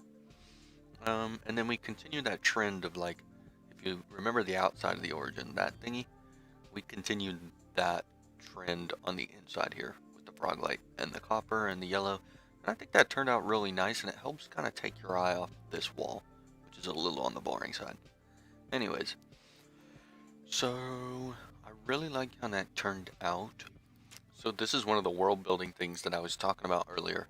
Up here, we're trying to imply that there has been leaking from the upper floors down into the bottom. So you saw that little pond down there, and that's what that rooted dirt and granite path is up top. And it's kind of implying that the collapse has caused some amount of water to leak down from the roof here into this little pool. And then we've also got lush growth all around this, because obviously this area receives a ton of water. So this is a quick little sheep farm that I built. I'm not sure what color I even need. I just decided to leave them black sheeps. Now over here I decided to make a connection into the bulk storage area. So that's kind of like this whole blast door thingy you're seeing over here. And obviously this is our bulk storage area. So not exactly the nicest walkway, but you know me. I don't really mind exposed redstone. I think it looks kind of neat.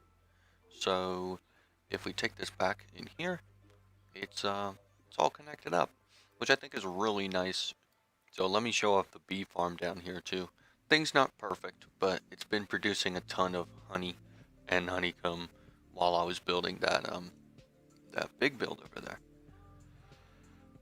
So basically the hives down here have a honey level, and the comparator output can read that. So once it reaches comparator level 5 or honey level 5, it's full. So it'll activate this dispenser, which either has bottles in it, and these down here have actually a bunch of shears in. So yeah, this thing's really been cranking out the honey and honeycomb, so really glad to have this.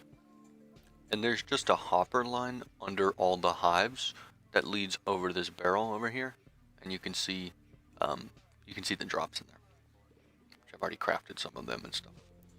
Anyways, hopefully you like that and the upgrades that we made to the origin. I know I do, because it's gonna make my life a lot easier. And let me take a quick moment to show off the slime jump pads, because they're actually pretty easy to use, but they can be a little tricky, so you kind of have to hit it at an angle. Okay. Let's go again. Once you get a rhythm going, you can kind of do it pretty seamlessly. Yeah, and that's pretty fun. I like that. I want to include things like that. Of course, I always have the option to just, fly up here, or ender pearl, or whatever.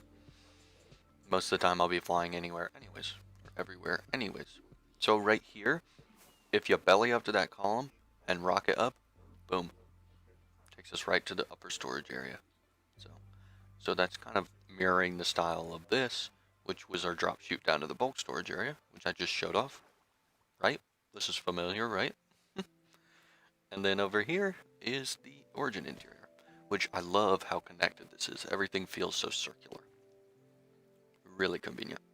And this is a great way to fortify the connections in your world, because even if you're not necessarily connecting one location to another, you're still connecting some important areas of your builds, I guess. And speaking of connections, I wanted to show off some building that I did off camera real quick here, and it's actually this path. So this path leads to the wood farm, and I'm kind of gonna try and standardize these the look of these paths a bit, and I might even color code them. I'll have to think about whether or not that's gonna make the area look too busy, but But I really like the curvilinear here that takes us over to our wood farm. So the wood farm is from episode 3 over here. And of course, like I said, I pretty much just fly everywhere anyways, but take a look at that. That just makes the area feel way more complete. So I'm really happy to have these. Let me know if you think we should color code them to ones that go to other areas and stuff. I'm gonna have little junctions like these all around and stuff. So I want to try and make a cohesive look for the area while also keeping it kind of chaotic. And note that the origin and the wood farm and the new build we did are supposed to be ruined laboratories, but I'm going to start to break the mold more I get out here because we're going to be doing just kind of fun things in and around this area. So that's another reason why the platforms are raised, because I'm going to have stuff going under here and stuff like that too. So I just wanted to show that off because I thought it was super cool. And I think it's time that I go ahead and show off the new build. So let's fly over there.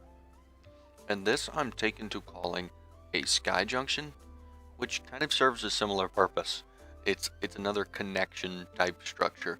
So we can take the flying machine over here, and then this structure, the sky junction, will serve as kind of a hub to other buildings like the origin or whatever we decide to build. So if I build a trading hall, it might be up in the sky like these structures. And I can connect it right up to one of these sky junctions, which I think is just kind of cool. It adds some dynamics to your worlds for sure to have these flying machines, even though they're not super practical. Right, so I did add these target blocks. It's kind of not really helpful here because I can't hit it. So maybe I need to move those glass panes. Oh, the player's rocket can activate a target block? That's nuts. Okay, potential science idea right there. Play around with the target block a bit more. Anyways, check that out. That's pretty cool. I'll probably fire it again because I was enamored by a target block. Okay. I would be pretty embarrassed if I missed that, but honestly not surprised. Yeah, check that out. That is so cool. So I'm toying with the idea of just kind of making these launch randomly too. Even though, like I said, not practical at all. These things I'm really never going to use. They're just kind of cool. But there is some downsides to just making them launch randomly. Block updates I'm not that concerned about, but what I'm really concerned about is loading and unloading the area is going to break the machines, but whatever. Up top here we have kind of like, you know, in a treehouse or whatever, how you have like the little bucket with a rope on it. This is kind of like the same thing except horizontal. Maybe you would call this a gantry or something. So I built these little disheveled platforms here, and then the gantry cart that's kind of shipping some materials over to the other side. And functionally, you can walk across this. It's kind of cool, which is, again, more connections. That is what's going to make your builds feel more lived in. So we're also tying in the style of the disheveled kind of ramshackle structures over here onto this build as well. And it helps sell the fact that maybe raiders or vagrants or little goobers moved into these places hundreds of years after they collapsed or whatever. It's kind of apocalyptic Fallout vibe, if you will. But it's super cool, and I'm really happy with how everything turned out. So let's have a sleep here. But let me know what you think about in the builds in the comments. Always room for improvement. But I really hope you liked it. So let me make a quick cut because there's a little thing I want us to build together. So I tried my best to record and build at the same time, but it just was not going well. So I've got a voiceover for this thing, and pretty much what this is a little questing machine. So I'll show off the quest in a few minutes, but basically it's a little science looking machine, and when we click the button, it's going to give us a piece of paper that tells us a collection task or some sort of task to help streamline our world.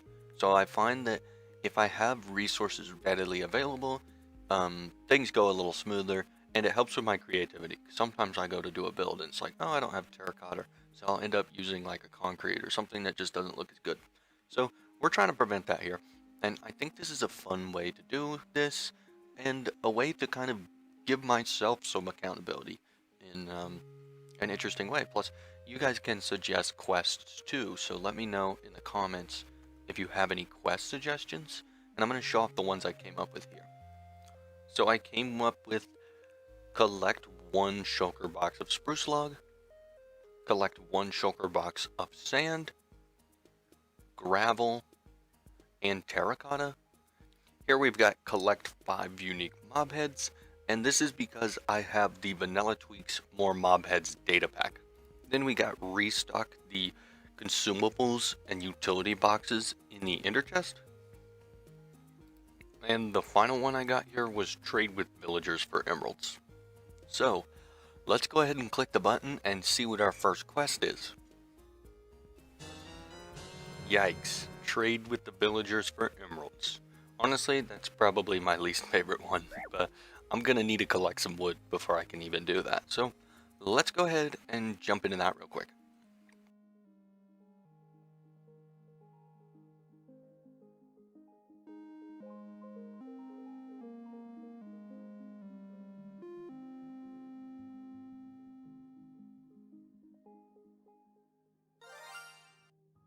Enjoy today's map art that was suggested by a viewer, and don't forget to leave a suggestion down below. Before I could test every armor enchantment, I needed to get a little setup going so I could perform some semi-standard tests. So I spent some time with the villagers and at the Enderman farm, and I managed to get all the armor sets together. So behind me we have the 4 major armor enchantments. We've got an unenchanted set, protection 4 set, projectile protection 4 set, blast protection 4, and then fire protection 4. And we're going to be putting these armor enchantments to the test. For many of these tests, I needed to take damage somehow, so I decided to go with a zombie with an iron sword for a consistent source of damage. So if you're unfamiliar, the player has 10 hearts, but 20 points of health. So this means if the zombie did 6 hearts of damage, it actually did 12 damage points. Hopefully that makes sense. And since last episode's creeper mishap, I don't really care about my death count anymore. So that's probably the best way to reset my saturation. Right, so let's go ahead and get into our first test here. I'm gonna go ahead and just take damage from the zombie with an unenchanted armor set. Alright, Mr. Bitey, do what you were programmed to do. Right, so that's a heart and a half, so 3 points of damage. This can serve as a baseline for the other armor enchantment tests. With that out of the way, it's probably a good time to talk about the armor enchantments in general. So you might be aware, all these protection enchantments protect against kind of a specific damage type. And they do so with the upper ceiling of 80%. So you can't protect more than 80% of the damage that is applied after your armor. So here we've got protection 4 on, and I'm going to go ahead and take damage from Mr. Bitey. Come on, boy. Give me a tap. There we go. Check that out. So that was 1 point of damage. Half a heart is 1 point of damage. And let's talk a little bit more about the protection enchantment in general. So you see here we got protection 4 on. It's on all 4 pieces. And protection protects 4% of damage per level. So with the full set, you can only get a maximum of 64% protection. So with protection 4, you'll never be able to hit the maximum of 80%, which is okay. It's a generalized protection that applies to a lot of damage sources. Pretty much everything except hunger, the Warden Sonic Boom, and then the void damage. Void damage you can't protect. So I wanted to take some time to talk about fall damage and the feather falling enchantment. So I feel like a lot of people are aware of this, but some people aren't. Armor does not protect you from fall damage. Armor enchantments do. Obviously there's feather falling, and we just talked about the protection enchantment. So spoilers, but those are the 2 enchantments that protect you from fall damage. Here I'm demonstrating that armor does not block fall damage. Let's have a look. Right.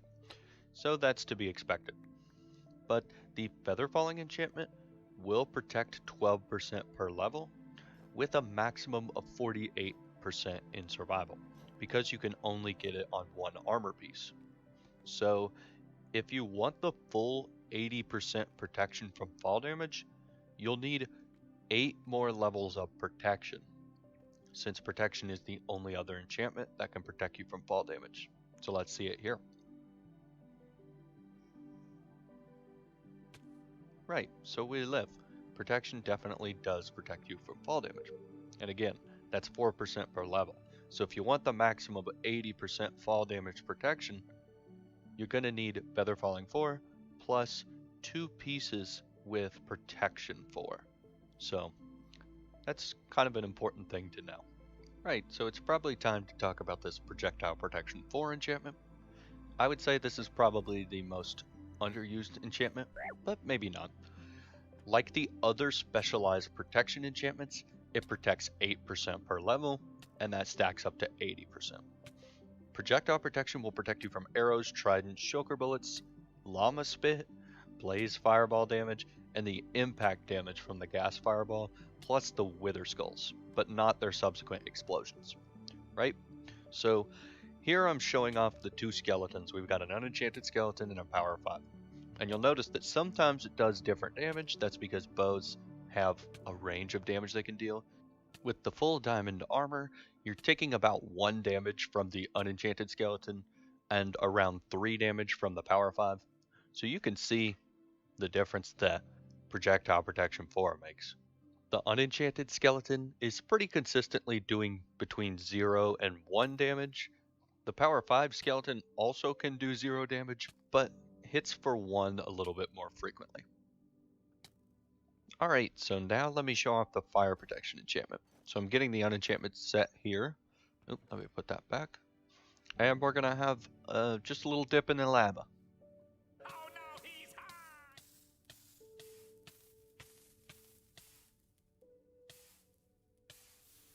hot! Okay, so I'm back with the fire protection enchantment set. And we're just gonna see how long we can stand in this. Yeah, that's pretty impressive.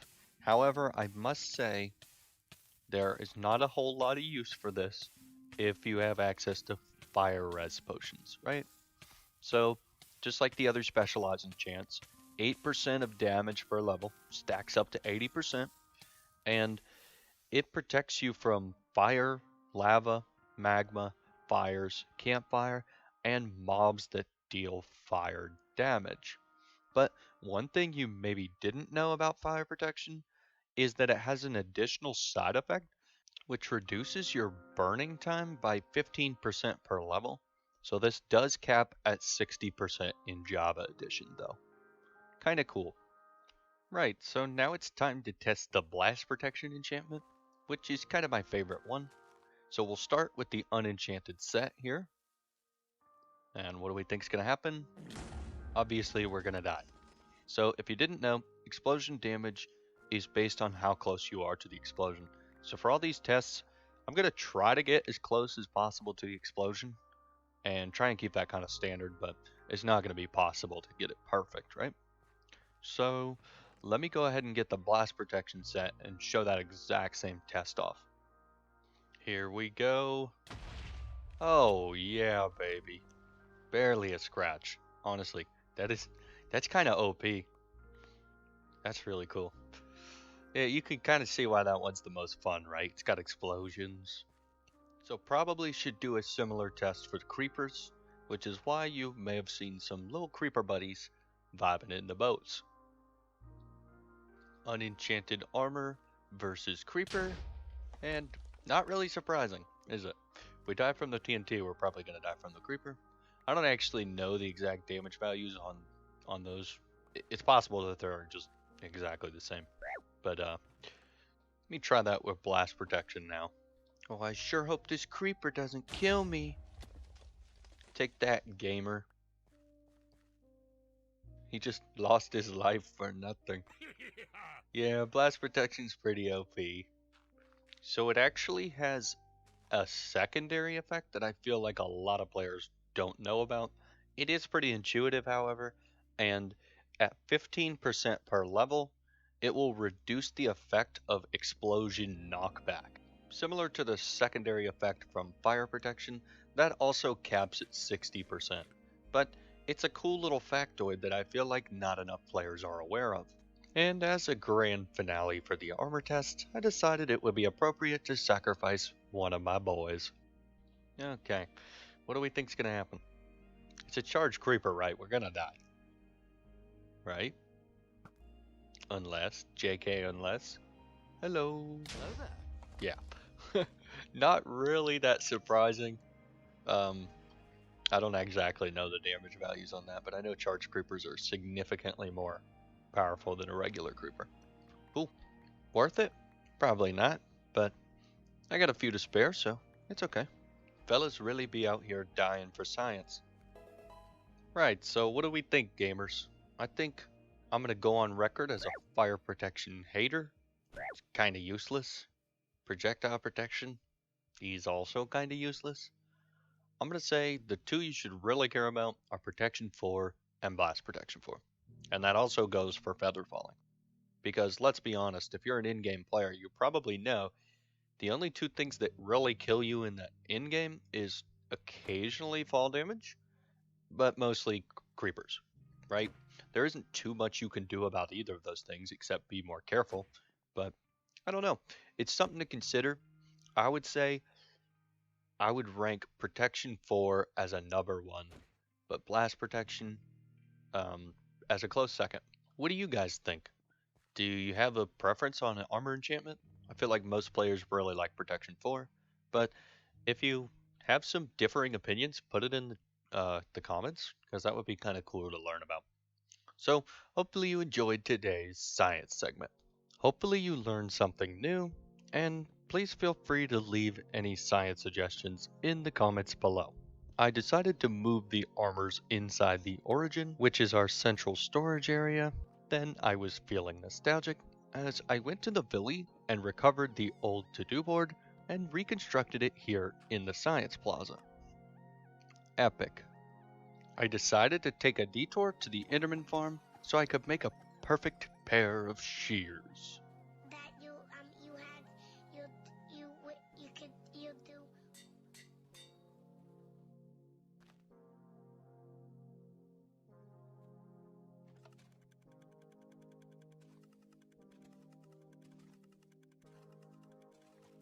Having learned the forbidden knowledge of the Minecraft armor enchantment, I decided it was time to put my skills to the test in a Minecraft raid. So I took out my anger on these Redditors so I could get the bad omen effect, and it was pretty fun. These seriously have to be the most underwhelming hostile in the game. Kinda cringe, TBH. Oh yeah, baby, it's raid time. Oh no, they're playing with the bell. I'm gonna have to take that away from them. Stupid idiots. Oh, I'm sorry. You wanted to feel secure in your village and alert fellow villagers? I don't think so. I really do be a tyrannical bell-stealing overlord. Oh, hey, the Redditors are here. I can ring it, but they can't. And so I donned my netherite chestplate and prepared for a battle that I would surely win.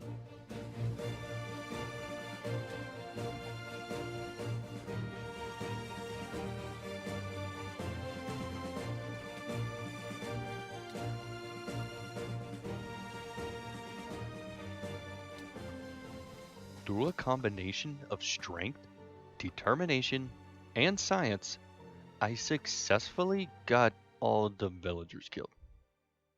Yikes. My bad, guys. I figured with all the moss we've been using in our builds, it's probably time for a proper moss farm. So I threw together a design real quick and creative, and it's not perfect, but I really like how it turned out. For those who are unaware, moss can convert certain types of blocks into more moss when bone meal. So this farm uses a stone generator to make a ton of moss. This also produces moss carpets, azaleas, and seeds, which will be composted into bone meal. Once the storage is full down below, All the excess moss will also be turned into bone meal. Not only is this farm super important for my infrastructure, but it's also super important for my world building. If you haven't seen the previous episodes, this area is called the Science Plaza, and it's supposed to be a ruined laboratory to some degree.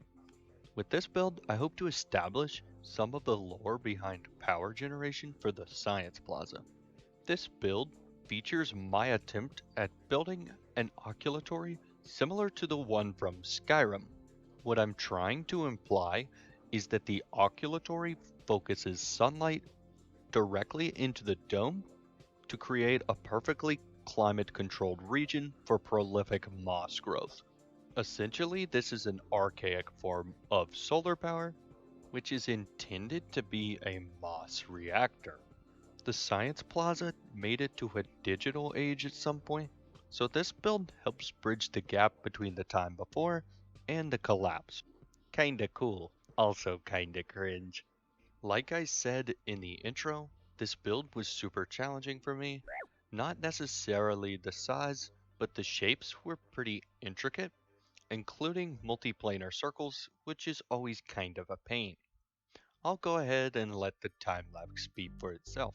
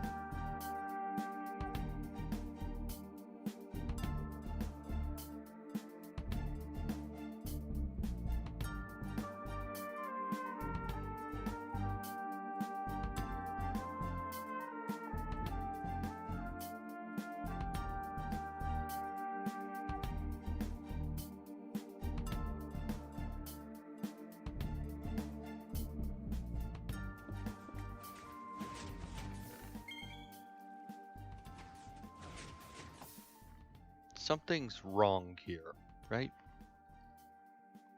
I don't think this is supposed to be here. Well, I don't know why that activated, actually. Kinda weird.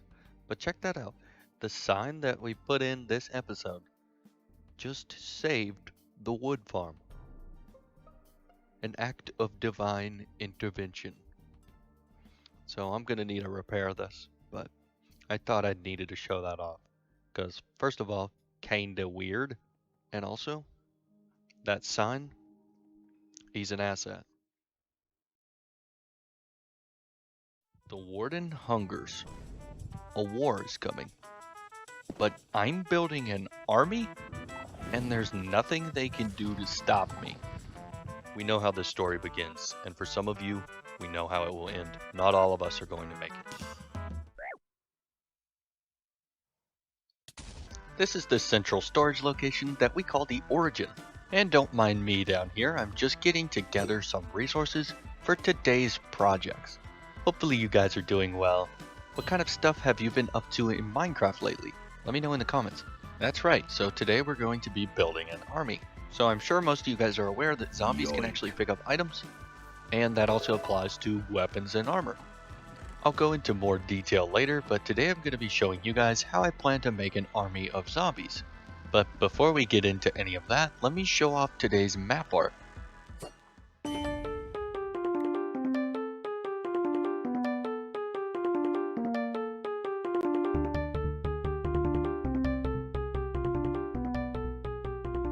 Let me know what we should add for next episode. Hopefully you enjoyed this map art. In between episodes, I threw together a really quick hoglin farm. I know some people are against these, but personally I think hunger is kind of a lame mechanic in Minecraft as it is, so I'm totally for hoglin farms. What do you think though? Local man builds platform in the nether and has infinite leather and pork forever. Kinda cool, TBH. And so I suppose it's time to get into the main course and talk a little bit more about my zombie army. Just below my base was a double zombie spawner, so I took advantage of this. If I'm going to build an army of zombies, I do need some zombies. So while I hollow out this room, I'm going to talk a little bit more about the plan. So I do plan on fighting a warden with my zombie army, but that's kind of the end goal. But what we're doing in today's episode is mostly step 1. This is the beginning of a massive mob arena project. So I want to construct a mob arena that we can host battles in between mobs like zombies and wardens, zombies and golems, maybe the player and zombies, or maybe zoglins. I want to kind of get a really comprehensive and advanced arena. It's going to be a really big project, and I'm really not capable of doing it all in one episode. So this episode will be step 1, which is sorting out the zombies that can hold items versus zombies that can't. So I spent a little bit of time down here decorating this place so it looked at least a little bit presentable. I decided to go for a sort of free-range zombie exhibit where they would be attracted to the central drop chute using a turtle egg. This was my attempt at making a more unique spawner system rather than just having water streams push the zombies to where I wanted them to go. It seemed to work okay, but there was some pathfinding issues. It seemed like sometimes the zombies would prefer pathfinding to one of the corners of the room instead of the turtle egg. Kinda weird. I suppose this is the price I pay for trying to make it cute.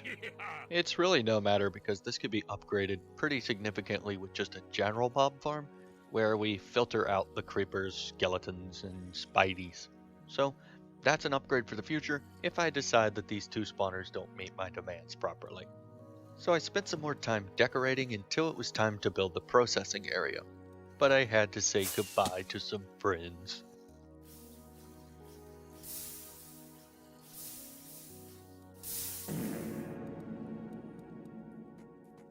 So I continued on building the spawner processing area, and I built this corridor for the zombies to queue up in.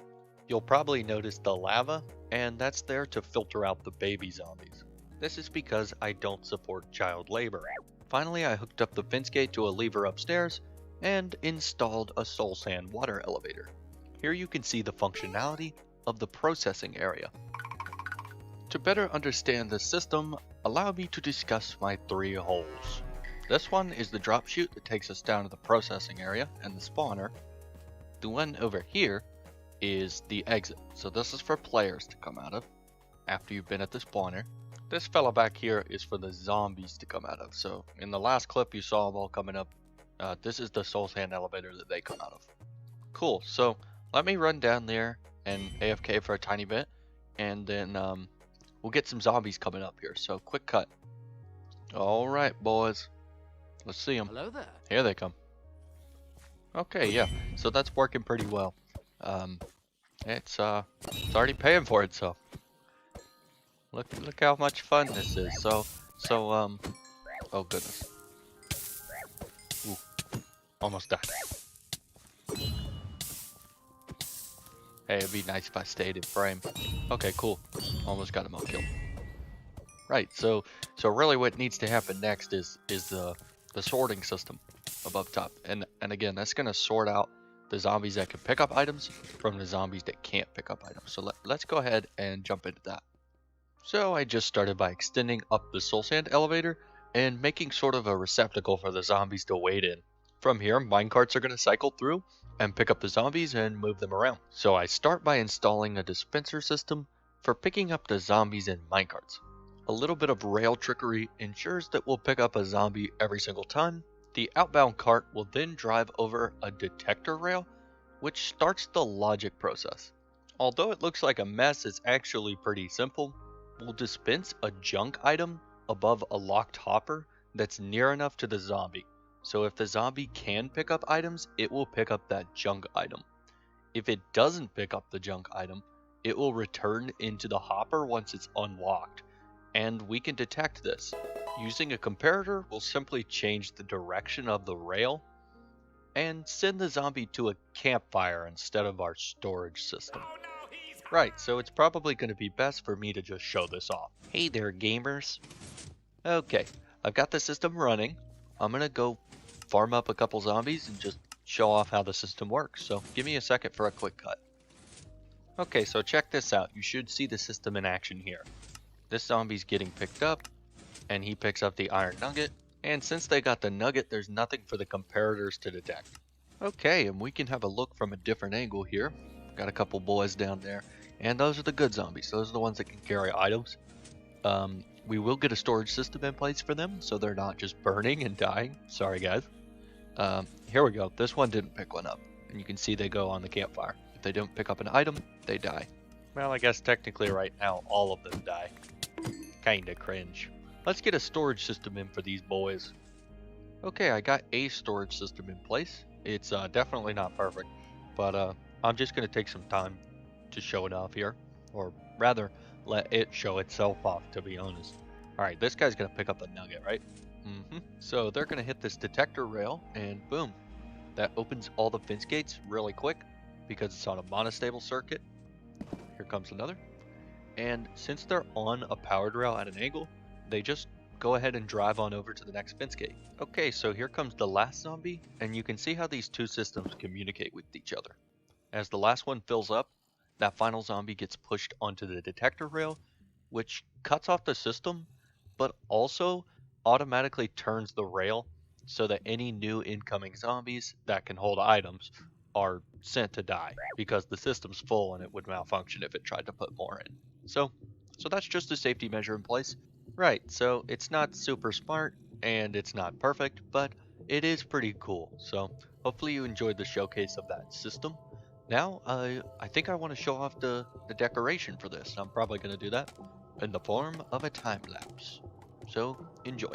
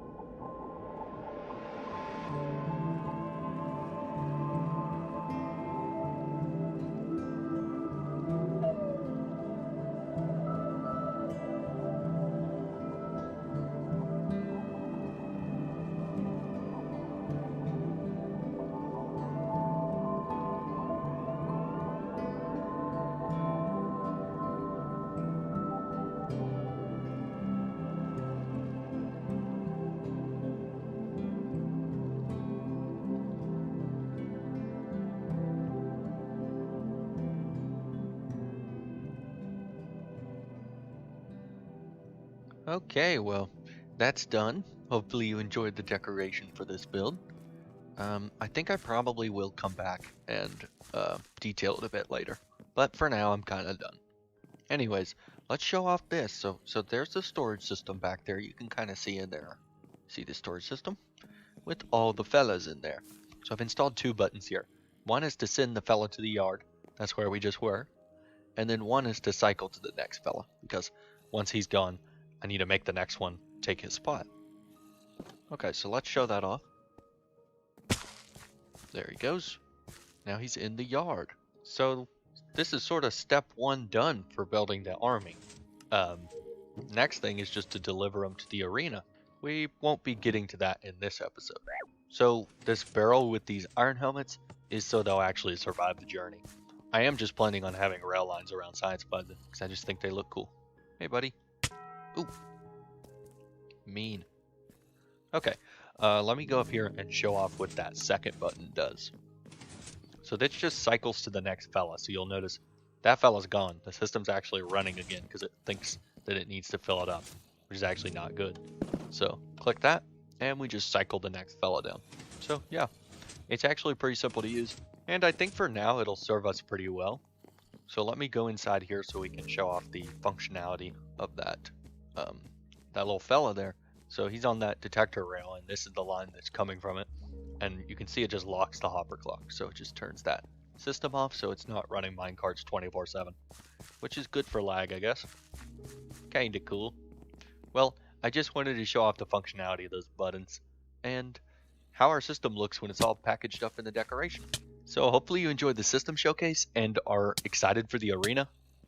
Definitely subscribe because we got big plans for the future. And so I welcome you back to the Science Plaza where we'll be building the cobblestone farm today.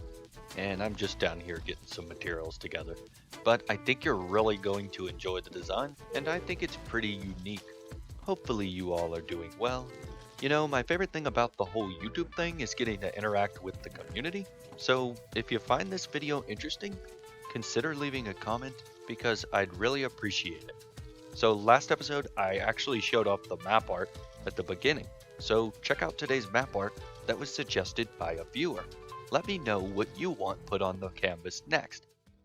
But the cobblestone farm required a lot more slime than I currently had, so I threw together a quick slime farm. Fans of the series might recognize this location. To say I'm disappointed is an understatement. This is a really small swamp. Well, this swamp may be small, but it's definitely big enough for a small slime farm. So I threw together a slime farm that utilizes the mechanic that Ilmango discussed, where slimes can actually spawn on brown mushrooms because of their light level of 1. It's kinda cool. So I AFK'd for a little bit over an hour and had more than enough slime for today's project. That's right, it's science time. And it's also time to discuss the star of the episode, the TNT duplicator for the cobblestone farm. Now, you could see why I need a cobblestone farm. So I figured I would feed 2 chimkins with 1 seed and blow up some stone with the TNT duplicator module. Okay, I got all the components together for a TNT duplicator module, and I don't understand this thing fully, but I'll try to explain it to the best of my ability here. So I decided to build it over here since this area is kind of a wasteland with our armor testing experiments that we did.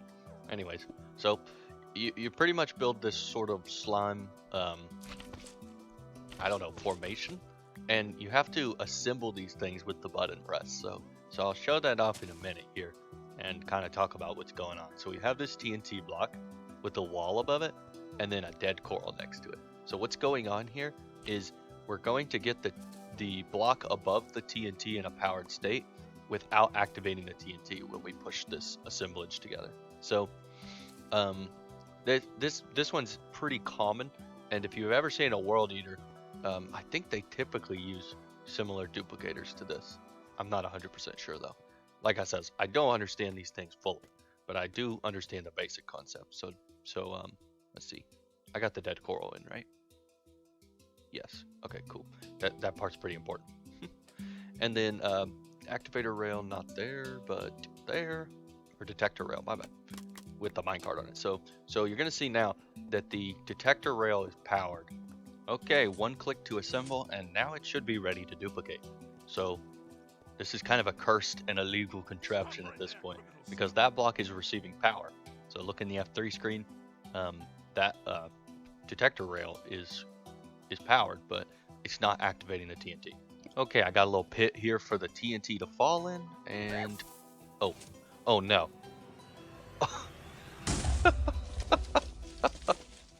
I'm so sorry. Oh, I just killed my boys. Okay, so that happened because this slime block back here is actually capable of launching the TNT. Well, as you're gonna see, I'm definitely aware of that, but I just didn't think about it in this scenario. So I'm gonna just go ahead and rebuild this and I'll make a quick cut. Okay, now that's that. I've actually done a blast already, so this should definitely work. There we go. Free cobblestone. No way. Yeah, so I'm just going to use this to gather up a bunch of cobblestone because I need pistons and observers for the cobblestone farm. So I'm going to go ahead and jump into the time lapse of that, and hopefully you enjoy. And so I started with the cobblestone generator, and I wanted to get some waterlogged leaves in place, which is kind of a budget version of obsidian in this case, but also is going to match better for the declaration. I designed this tileable cobblestone generator that generates cobblestone instead of stone. I know stone has a lower blast resistance, but it's often a lot easier to generate cobblestone than it is stone. Once I got it in place, I just finished it off with its own hopper clock, and it was working just fine. Then it was time to get started on the TNT duplicators. But I kinda wanted to do something unique with the TNT duplicators, so I opted to go for 3 lanes of soul sand water elevators that the TNT would be launched down until it reached the end where there was a slime block launcher. The TNT would then be launched right over a walkway, which made for a really cool but terrifying effect. Finally, I assembled the dupers and hooked them up to a hopper clock. Then it was time to test the farm. This lever will determine if I'm happy for the rest of today. Oh baby, that is awesome. I love it. And so with the functioning farm in place, I decided that it was time to decorate the thing. Since I really wanted to showcase the farm's interesting design, I decided to go with something that resembled a computer component. I shall call this the Cobblestone Processing Unit, or the CPU. Enjoy the time lapse.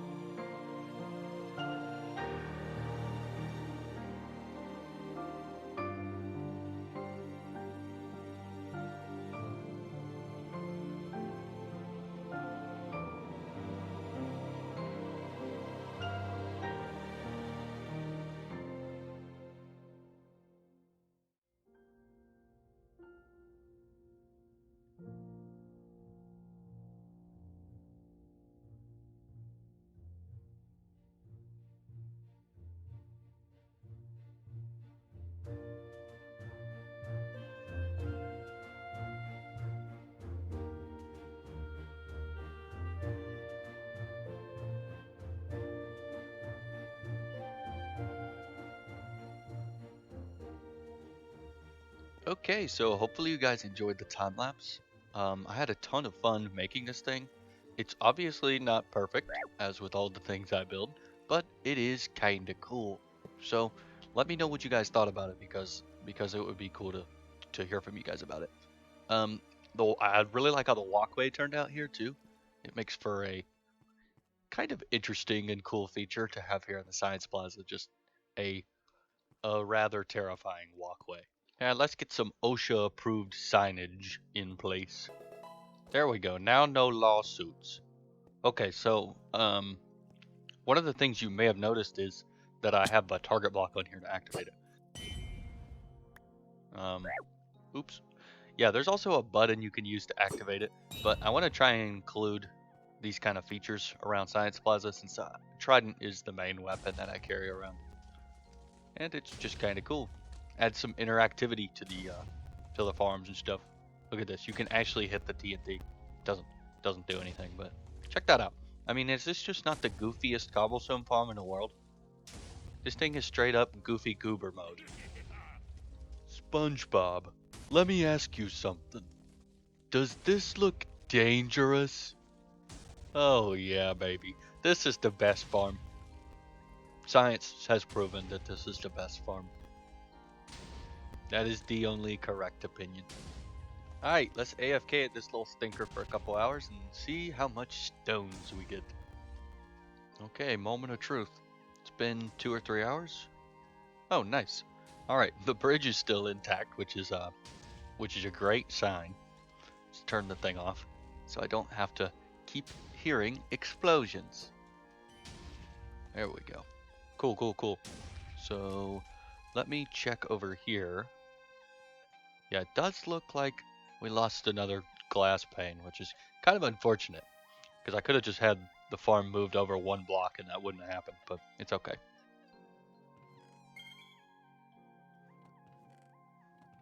If you're wondering why a distinguished science man like me would need this much cobble, It's actually mostly for redstone components. However, one of my favorite blocks in the game is actually mossy cobble, and it goes really well with our theme here in the Science Plaza. And we built a moss farm 2 episodes ago, so just combine those, and now we got mossy cobble, which is a great sustainability option because terraforming can be a bit of a chore. Okay, so let me showcase my concept for terraforming around the Science Plaza in the form of a time lapse.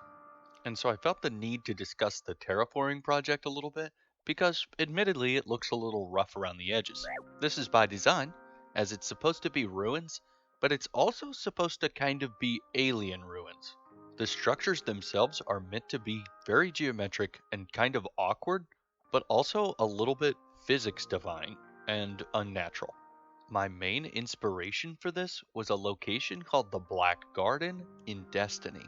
So hopefully you can see some of those strange shapes I'm talking about, as well as the prolific moss and plant growth, which is really fascinating to me.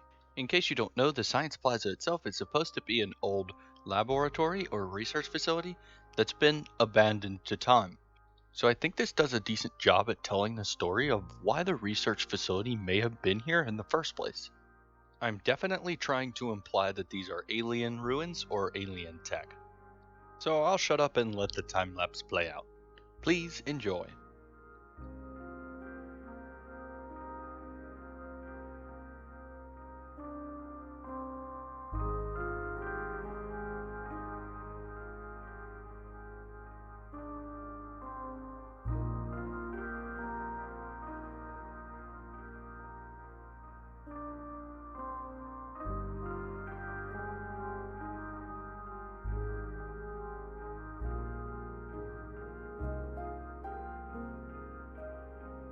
Nope.